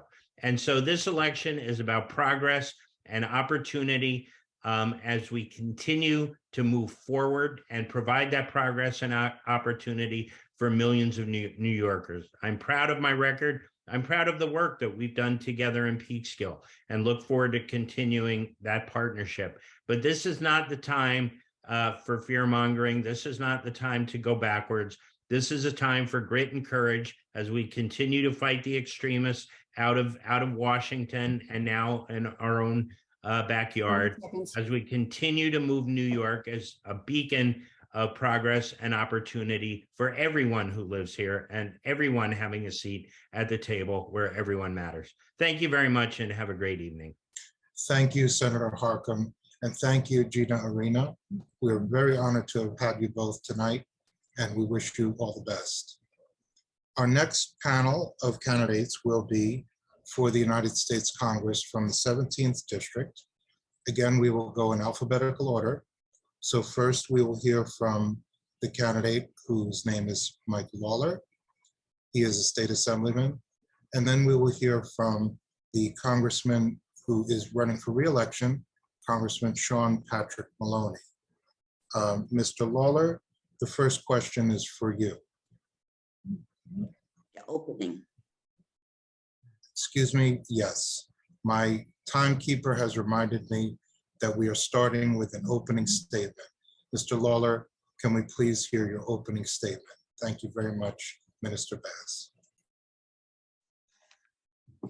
It doesn't appear like he is on the stage. Should we wait for him, take a break? He's there. He's in the waiting room, I think, or in the audience.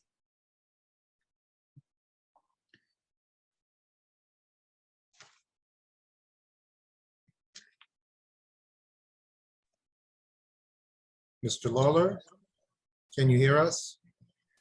If he's in the audience, he should raise his hand. I don't see him. Mr. Lawler, if you can hear us, please raise your hand or. He's coming in. Okay. There he is. Mr. Lawler, good evening. Good evening. How are you? I'm good, sir. We would like to start in alphabetical order, and you can do your first opening statements, please. Okay, just so I'm clear, when you're saying alphabetical order, you're going to rotate with the questions, correct? Yes. Okay. Good evening, everyone. Thank you for allowing me to participate in tonight's forum. One-party rule has failed us. For the first time in our nation's history, Democrats control everything in Washington, Albany, and New York City at the same time. And they've created a mess, a 41-year record high on inflation, surging crime in New York City and across our state, skyrocketing energy prices, grocery bills, home heating, a porous southern border with not just a massive inflow of illegal immigration and human trafficking, but drugs coming into our communities, killing 300 Americans a day. Over 100,000 Americans died last year alone, and nothing is being done about it. We need to restore balance and common sense to every level of government. And that's why I'm running. I'm born and raised in Rockland County. I've lived in this community my whole life. My family's been in Rockland County for over 100 years. I care about the Hudson Valley and the people in this district. And we need a voice. We need to be represented. And unfortunately, over the last few years, we have not been. My opponent, Sean Patrick Maloney, votes 100% of the time with Nancy Pelosi and Joe Biden. This is not a district for 100% party loyalty. It's a district that requires someone who's going to stand up and fight for it. I have a proven record of bipartisanship in the state legislature. I voted with Carl Hastie 81% of the time. And you have to be willing to work across the aisle to get things done. We need to make our state more affordable, more safer, and more free. People are hurting. You go to the grocery store today, you're paying $6 for a gallon of milk, $4.50 for a carton of eggs, $29 for a small package of diapers. And if you can even find baby formula, you're lucky. When I go out campaigning door to door, visiting every community in this district, people are concerned about their future. They're concerned about the future for their children. That's what this campaign is about. Not the smears, not the lies. I'm sure we'll hear more of it tonight from my opponent because he can't defend his record. Your time is up. And that is why I'm running, and I look forward to a spirited conversation tonight. Thank you, Mr. Lawler.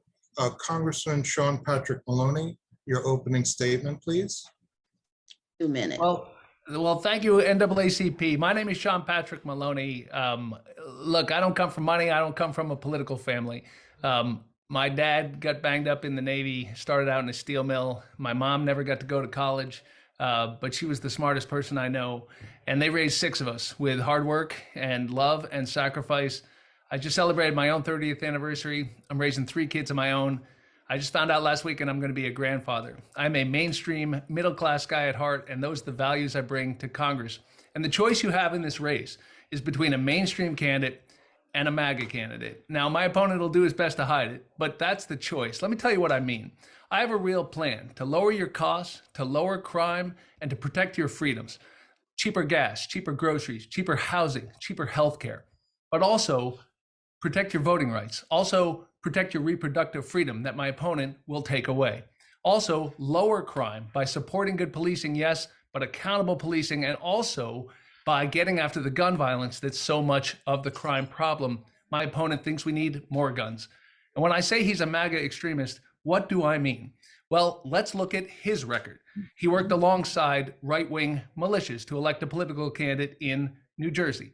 He was part of the gang in Rockland County that thought they were clever by putting out an anti-Semitic video to try to win elections. And he was thanked for it publicly. Now he says, oh, I don't know who did it, but he won't tell you who did it or take accountability. He has the support, thousands of dollars, one of his biggest supporters, of Carl Palladino, who said Hitler is the kind of leader we need, and who said that Michelle Obama should go back to Africa and live with the gorillas. We called him out on that. Won't give Carl Palladino's 30 money. seconds. And finally, in this campaign, the local NAACP, people like Vivian McKenzie and Peekskill called out the flyers benefiting my opponent's campaign as racist because he shows only Black people committing crime. That's the MAGA way. You have a choice between mainstream values or MAGA values. And I look forward to discussing my record of bipartisan results with you tonight. Thank you, Congressman Sean Patrick Maloney. The first question will go to Mr. Lawler, and the timekeeper will remind you when 30 seconds are close and when it's close to stopping at 30 seconds. Recently, a flyer attacking Congressman Sean Patrick Maloney was mailed to voters. The flyer suggests that people of color, particularly Black men, are responsible for increasing crime rates and are the only ones who benefit from the state's bail reform laws. Will you denounce these racist flyers, Mr. Lawler? So I was asked this last week, and I'm going to give the same answer. Number one, I cannot legally coordinate with a super PAC. So I have no idea what went into deciding how to send out any mail or what their advertising was. Number two, what is offensive and what should be offensive to everyone is the rapid increase in crime across our state.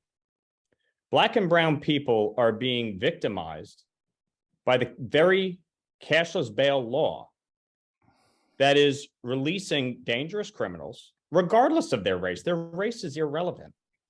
Anyone who commits a violent offense should be held accountable for that. People should be upset when you have a Black man stabbed on a subway platform and killed. People should be upset when you have a Black woman walking her baby in a stroller and shot and killed in broad daylight. 30 People seconds. should be upset. Please sum up. I'm sorry? 30 seconds, Okay. please. People should be upset when an 11-month-old Black baby gets shot and killed, all right, at a picnic. That's what people should be upset about. Sean Patrick Maloney said cashless bail was his top priority. Crime is up 36% in New York City, and 40% of those released on non-monetary bail for felony offenses have been rearrested while those charges are pending. So Sean can dismiss this and try to make this about race. This is about crime and the horrible policy decisions that are impacting every community, including Black and brown families across the state of New York. That's what this is about. Congressman Maloney, would you like me to repeat the question? No, I think I got it. And let's be clear. My opponent ignores the fact that because I've supported good policing, brought back $7 million for local police departments, and fought gun violence by passing bipartisan gun safety legislation, he ignores that. But what he wants to do is scare you with crime. And he's benefiting from racist flyers. That's not me saying it. That's the NAACP. That's Wilbur Aldridge in Rockland County, the Mid-Hudson Regional Director of the NAACP. It's Vivian McKenzie, the African-American mayor of Peekskill. It's Tony Earl, the county legislator in Rockland County. They all said the flyers are racist. What you did not hear is my opponent say they're wrong. And he says it's some legal issue. It's a moral issue, Mr. Lawler. And the difference between mainstream and MAGA is mainstream people know it's wrong to try to whip up racial tension and go back to mass incarceration, which I guess is your plan.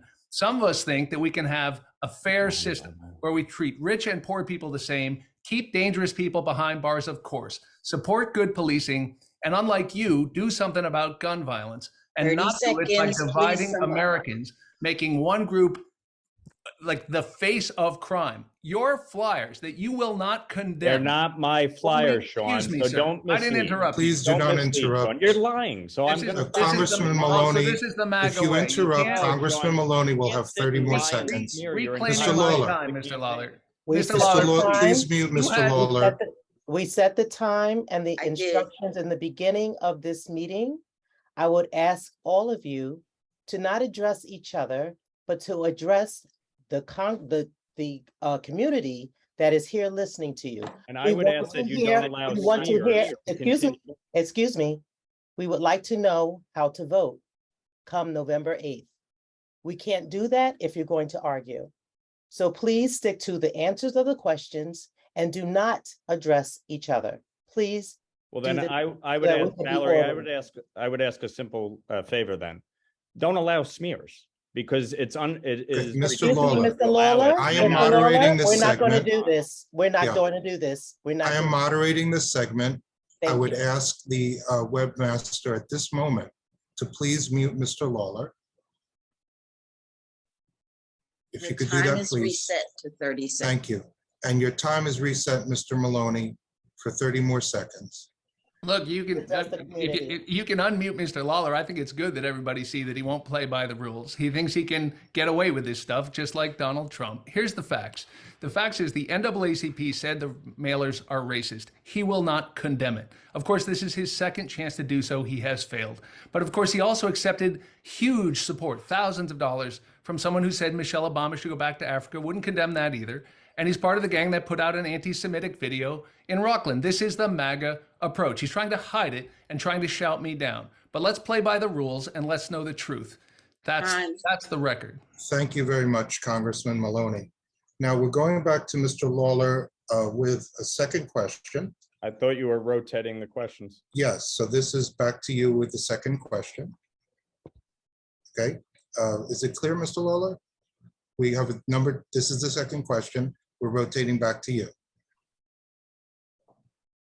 You went first, so now you get the Right, second so question the second first. question should go to Mr. Maloney, should it not? No, we're going with you, and then he'll answer the question after you. Mr. Lawler, do you support the John Lewis Voting Rights Act defeated by filibuster in the Senate by Mitch McConnell? Please describe any part of the John Lewis Voting Rights Act that you particularly oppose or support. In fairness to Mr. Lawler, I do think he should answer second on this one. He is right about that. Forgive me, sir. Okay. But is that fair, Mike? We're rotating. I would think he would rotate. Okay. Mr. Maloney, would you like to go first then? Yeah, you bet. I know apologize. Mike's on thin ice here. I thought I had to stick up for him there. So look, here's the deal.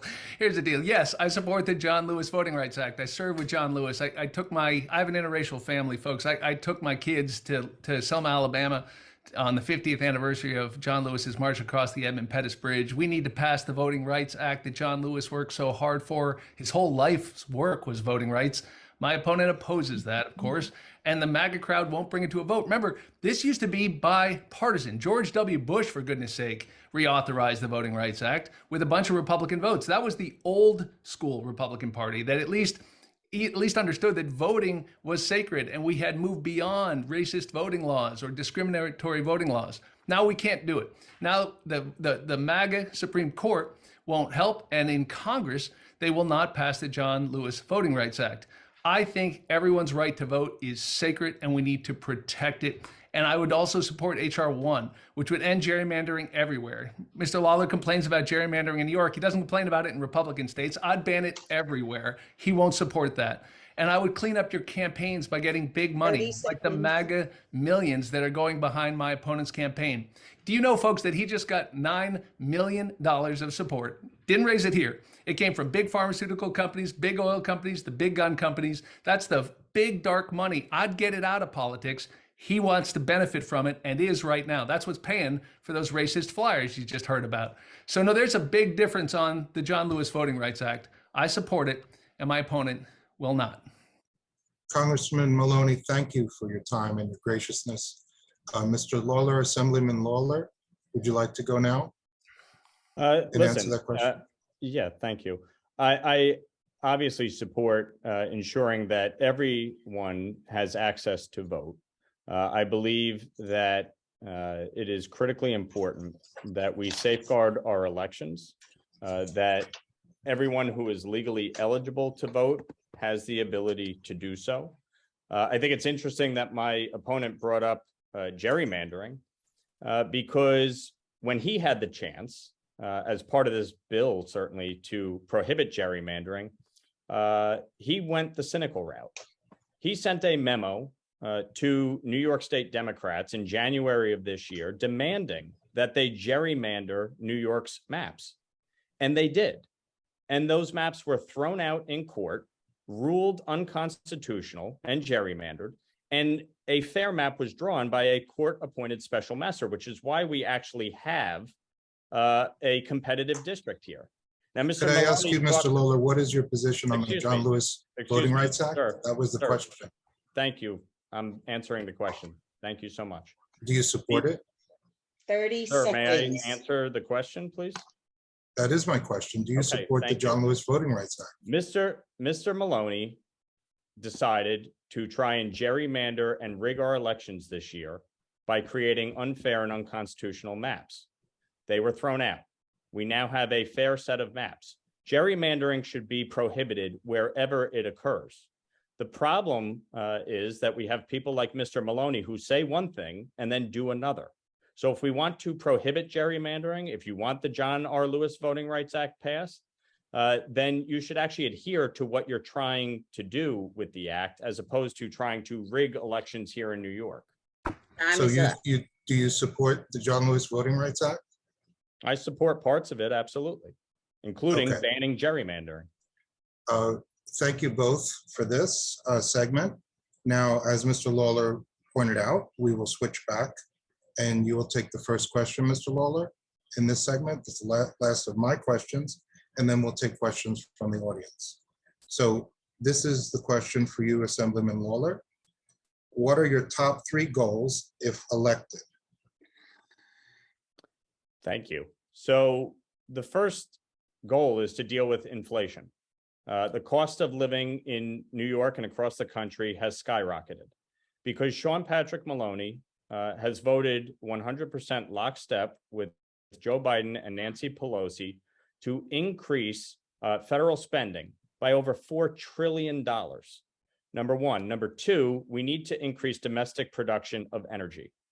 Sean Maloney and Joe Biden restricted domestic supply and production, spiking energy prices, grocery prices, and they have failed to lift the cap on salt.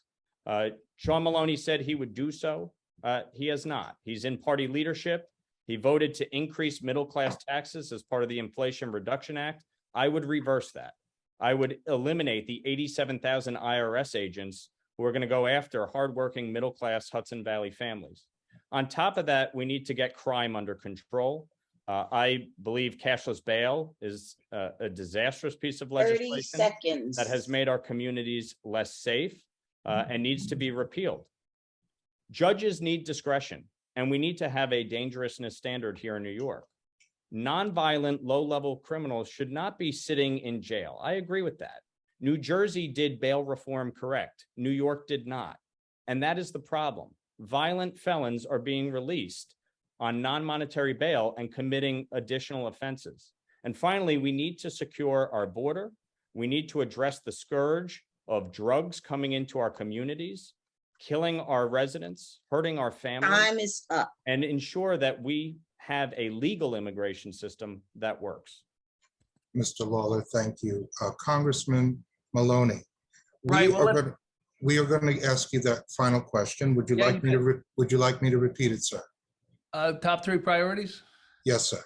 I think I got it. Thank you, though. Okay. Look, let's clear a couple things up. First, he doesn't support the John Lewis Voting Rights Act. On SALT, it's the Trump tax plan that he supported that took it away. He was the Trump delegate, so that's a little funny blaming us for it. I'm the fireman. He set the fire. He's complaining the fire department hasn't gotten there yet. I'm going to get your SALT deductions back. And on energy, my goodness, we just passed the biggest bill to give good, abundant, clean energy with green jobs here in America. He opposed it. But my top 3 priorities are lowering your costs of gas and groceries and housing and healthcare. I got a plan to do it, and I'm happy to discuss that. Lowering crime by supporting good, accountable policing and getting after the guns, going after gun violence. My opponent thinks we need more guns, and he voted, even after that terrible shooting in Buffalo, to let teenagers buy semi-automatic weapons. Do you know the shooter in Uvalde, in Buffalo, in Newtown, and just recently in St. Louis? They're all under 21. And yet Mike Lawler, right after Buffalo, when we tried to say you got to be 21 to buy an AR-15, he voted no. He thinks teenagers should have assault weapons. So much for public safety, Mr. Lawler.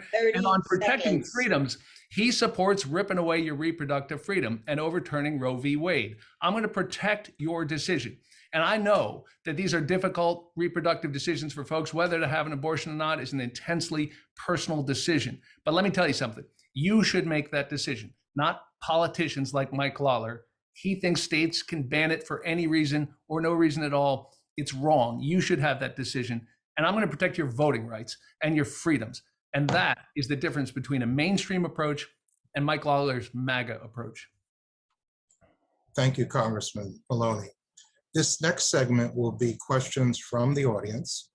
And since Mr. Lawler took the first part of that last question segment, Congressman Maloney, this question is for you.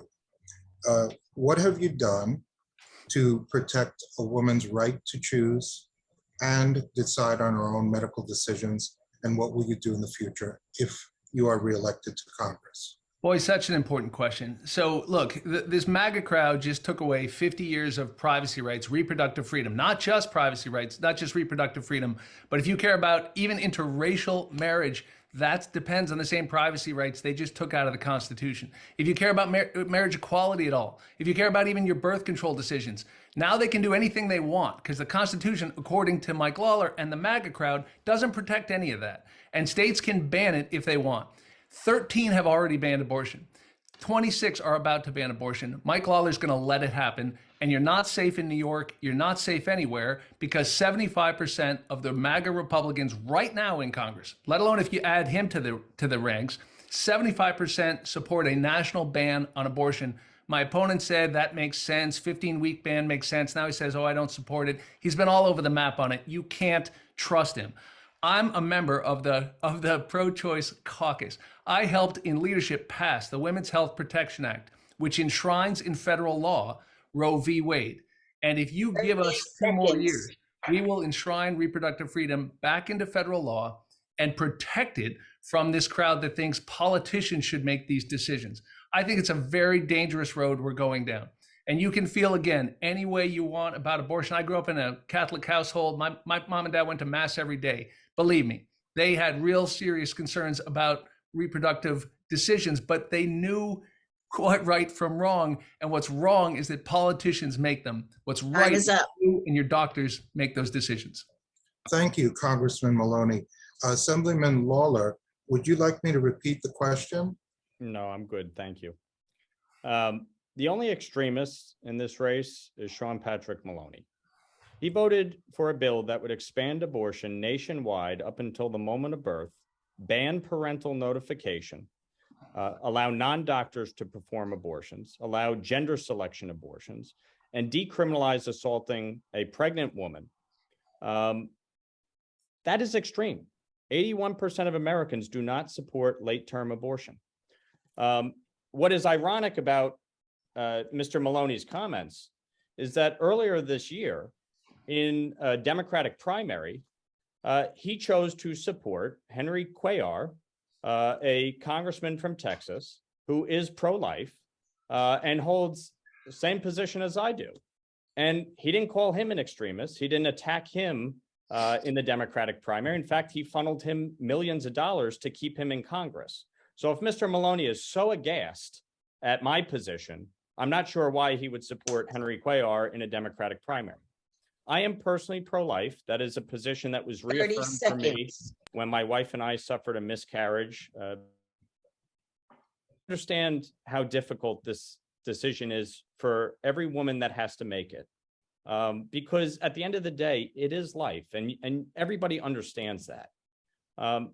There's a reasonable discussion to be had, but what Mr. Maloney pushes for is a rather extreme discussion. I do believe in exceptions. I always have for rape, incest, the health and the life of the mother. He put out another mailer today saying that I don't. Time is up. I also am against a national ban on abortion. I have said that repeatedly. Time is up. I appreciate that, but I want to finish my sentence. I am against a national ban on abortion despite his repeated lies on the matter. Candidates, I deeply appreciate your time. Since we took an audience question on that topic, I would like to take one more audience question and then we'll have your closing comments. So we're back to Mr. Lawler as the first candidate to answer.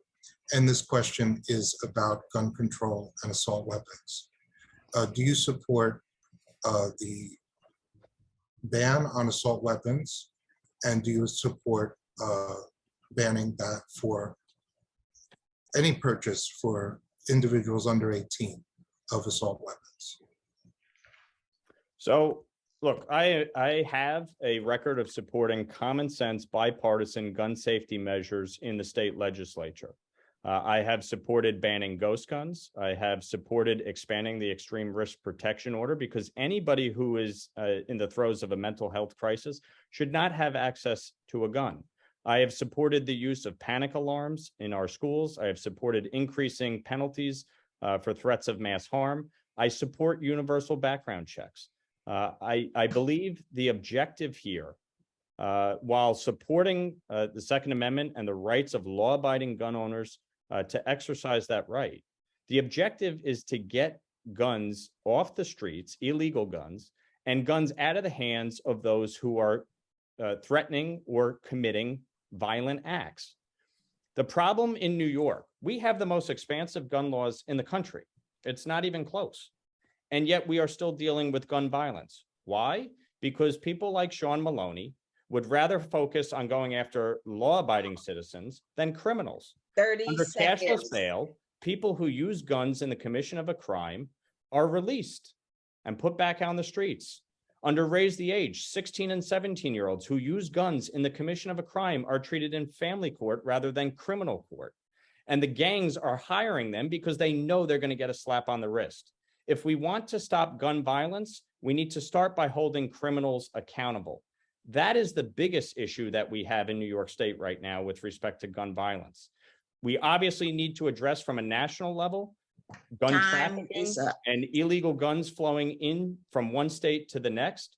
But this is a Mr. problem Lawler, your going time is after up. criminals, and Sean Patrick Maloney refuses to do that. Congressman Maloney, the question is now for you. Would you like me to repeat the question? Sure. Okay. Do you support an assault weapons ban, and in particular, preventing people under 18 years of age, not adults yet, from owning assault weapons? Yes. Under 18 can't buy a gun, by the way, just legally speaking. Mike, why don't we play by the rules? They apply to you too. Here's the deal. You don't support, Mike Lawler does not support the assault weapons ban. He just danced all around it. But the answer is no if you're trying to keep track at home. And he does not support raising the age to 21 for people to buy assault weapons. And that's important because the kids, and they are kids, who get a hold of these weapons of war, and they go into Tops Supermarket in Buffalo and kill all those innocent people, or they go into Newtown and kill all those beautiful kids, or in Uvalde, same thing. It happens again and again and again in that church in Charleston. They're all under 21, and yet my opponent will not support raising the age. He voted against doing that right after Buffalo. That's how dangerous his position is. So he wants to talk about crime, and he's happy to show African Americans committing crime. He won't condemn, the flyers that whip up racist tension to try to talk about crime. But when it comes to fighting gun violence, he's nowhere to be found. And he voted no when he had a chance to make a difference after Buffalo. That's what I'm talking about. The difference between a mainstream approach. Now look, I grew up shooting a 22 with my brothers. I understand all my neighbors hunt. I got nothing against law-abiding gun owners. If you want to fight crime, let's start by doing what I've done, which is supporting good policing and by getting after this gun violence. That'll make a difference. Mr. Lawler's trying to win an election by dividing people, but he won't support the gun safety legislation that'll actually save lives. Thank you, Congressman Maloney and Assemblyman Lawler, for your time. We are now going to go to closing, and in alphabetical order, we will start with Mr. Lawler. Your closing comments, please. So just to respond to two things, under 18, you legally cannot purchase a gun. Raise the age in California was ruled unconstitutional in federal court, and New York's likely will as well. Look, this election is not about the smears. It's not about the lies that my opponent has been peddling. The bottom line here is this: whether you're a Republican or a Democrat or an independent, nobody can think right now that what's going on is good. We all want a few basic things in life. We want a good paying job to provide for our families, a quality education for our children, access to housing and healthcare, and we want to live in safe neighborhoods. My opponent has done nothing to address these challenges. He said tonight he's got a plan to lower the cost of groceries and energy and heat. He's been in Congress for 10 years. He has voted 100% of the time with Nancy Pelosi and Joe Biden. He has created the mess that we're in, and now he wants you to believe that he's going to fix it? Give me a break.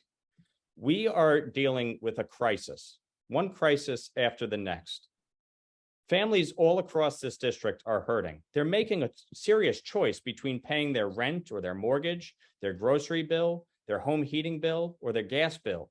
They're concerned when they walk down the street whether or not they're going to be attacked just because of who they are, or what religion they practice, or what their race or ethnicity is. We have serious challenges, and we need people who are willing to go down there and deal with these issues. My opponent has failed to do that. And he says he's mainstream. He has an extreme voting record. He has one of the least bipartisan voting records in Congress. He has voted lockstep with Nancy Pelosi. 30 seconds. Biden. We need to move in a different direction. We need to focus on issues of affordability, on public safety, on stopping the inflow of drugs that are killing our residents. We need to tackle our energy crisis with an all of the above approach. I supported the Environmental Bond Act. I believe we need to be good stewards of our environment, but we also need to make sure that our residents have cheap, reliable, and clean energy. It Time is requires up. all of the above approach. On November 8th, I ask for your support to move our country in the right direction. Congressman Maloney. Well, thank you to the NAACP. All right, folks, let's get a couple of things straight. First of all, I've passed 40 plus bills into law. Almost all of them have Republican co-sponsors. I've been consistently ranked one of the most bipartisan members of Congress. In fact, I just had to beat a defund proponent because they don't think I'm liberal enough, because I listen to both sides and I work with Republicans all the time. That's how I banned oil barge anchorages on the Hudson River. And when it comes to a plan, let's talk about lowering costs. My plan is to give you cheaper gas by releasing the petroleum, the Strategic Petroleum Reserve. That brought it down $1.30 a gallon. We got more to do, but that's a real plan. Groceries, we can get prices down by fixing our supply chains. We have a plan to do it. Health insurance, I support the Affordable Care Act. My opponent does not. We're lowering people's premiums on those exchanges. He opposes that. We capped your out-of-pocket costs in Medicare. That's a big deal if you're a senior, and your Social Security payment can go up and your Medicare premium can go down if you stick with my approach, which is mainstream. His crowd wants to put Social Security on the chopping block every 5 years, and they opposed taking on the big drug companies because they're bankrolling his campaign. And on housing, I have a $150 billion plan for more affordable housing, low-income housing, and also helping people pay the rent. Those are real plans. On lower crime, I brought millions back for local police departments. We passed the Invest to Protect Act, which funds good, accountable policing at the local level. And we are getting after gun violence by passing the first gun safety legislation in almost 30 years. My opponent opposed common sense gun safety legislation. And I'm protecting your freedoms. I support the John Lewis Voting Rights Act. He opposed it. And I will protect your reproductive freedom. Those are your decisions, not politicians like Mr. Lawler. He's glad they overturned Roe v. Wade. I'll give you back Roe v. Wade, status quo. Just don't take it away from us. That's what they did to you.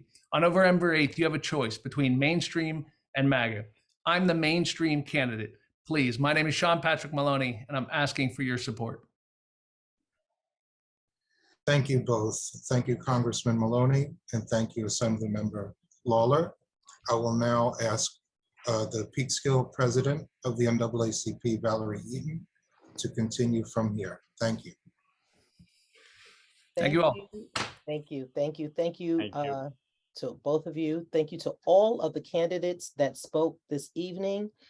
To our community, you have heard from each one of the candidates, both locally, on the Senate side, on the congressional side, the assemblymen, assemblywomen.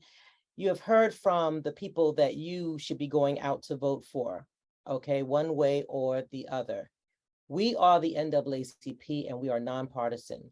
So we can't tell you who to vote for. It is your duty as a citizen to go and find out how you should vote. And this is one way, which is to come to these forums and listen to these candidates. We hope that we were able to bring you what you needed to make a decision. We're going to conclude this, this forum tonight. And as I said, we're going to thank the candidates for their commitment to public service and to our democratic process. Thank you for the forum organizers and to the audience members for their engagement in the electoral process. Election Day is November 8th from 6 a.m. to 9 p.m. Early voting starts in 2 days on Saturday, October 29th. Please consult the Westchester County Board of Elections website for information about location and hours of early voting centers. May God bless each and every one of you and the entire United States of America. Have a great night. Good night. Night.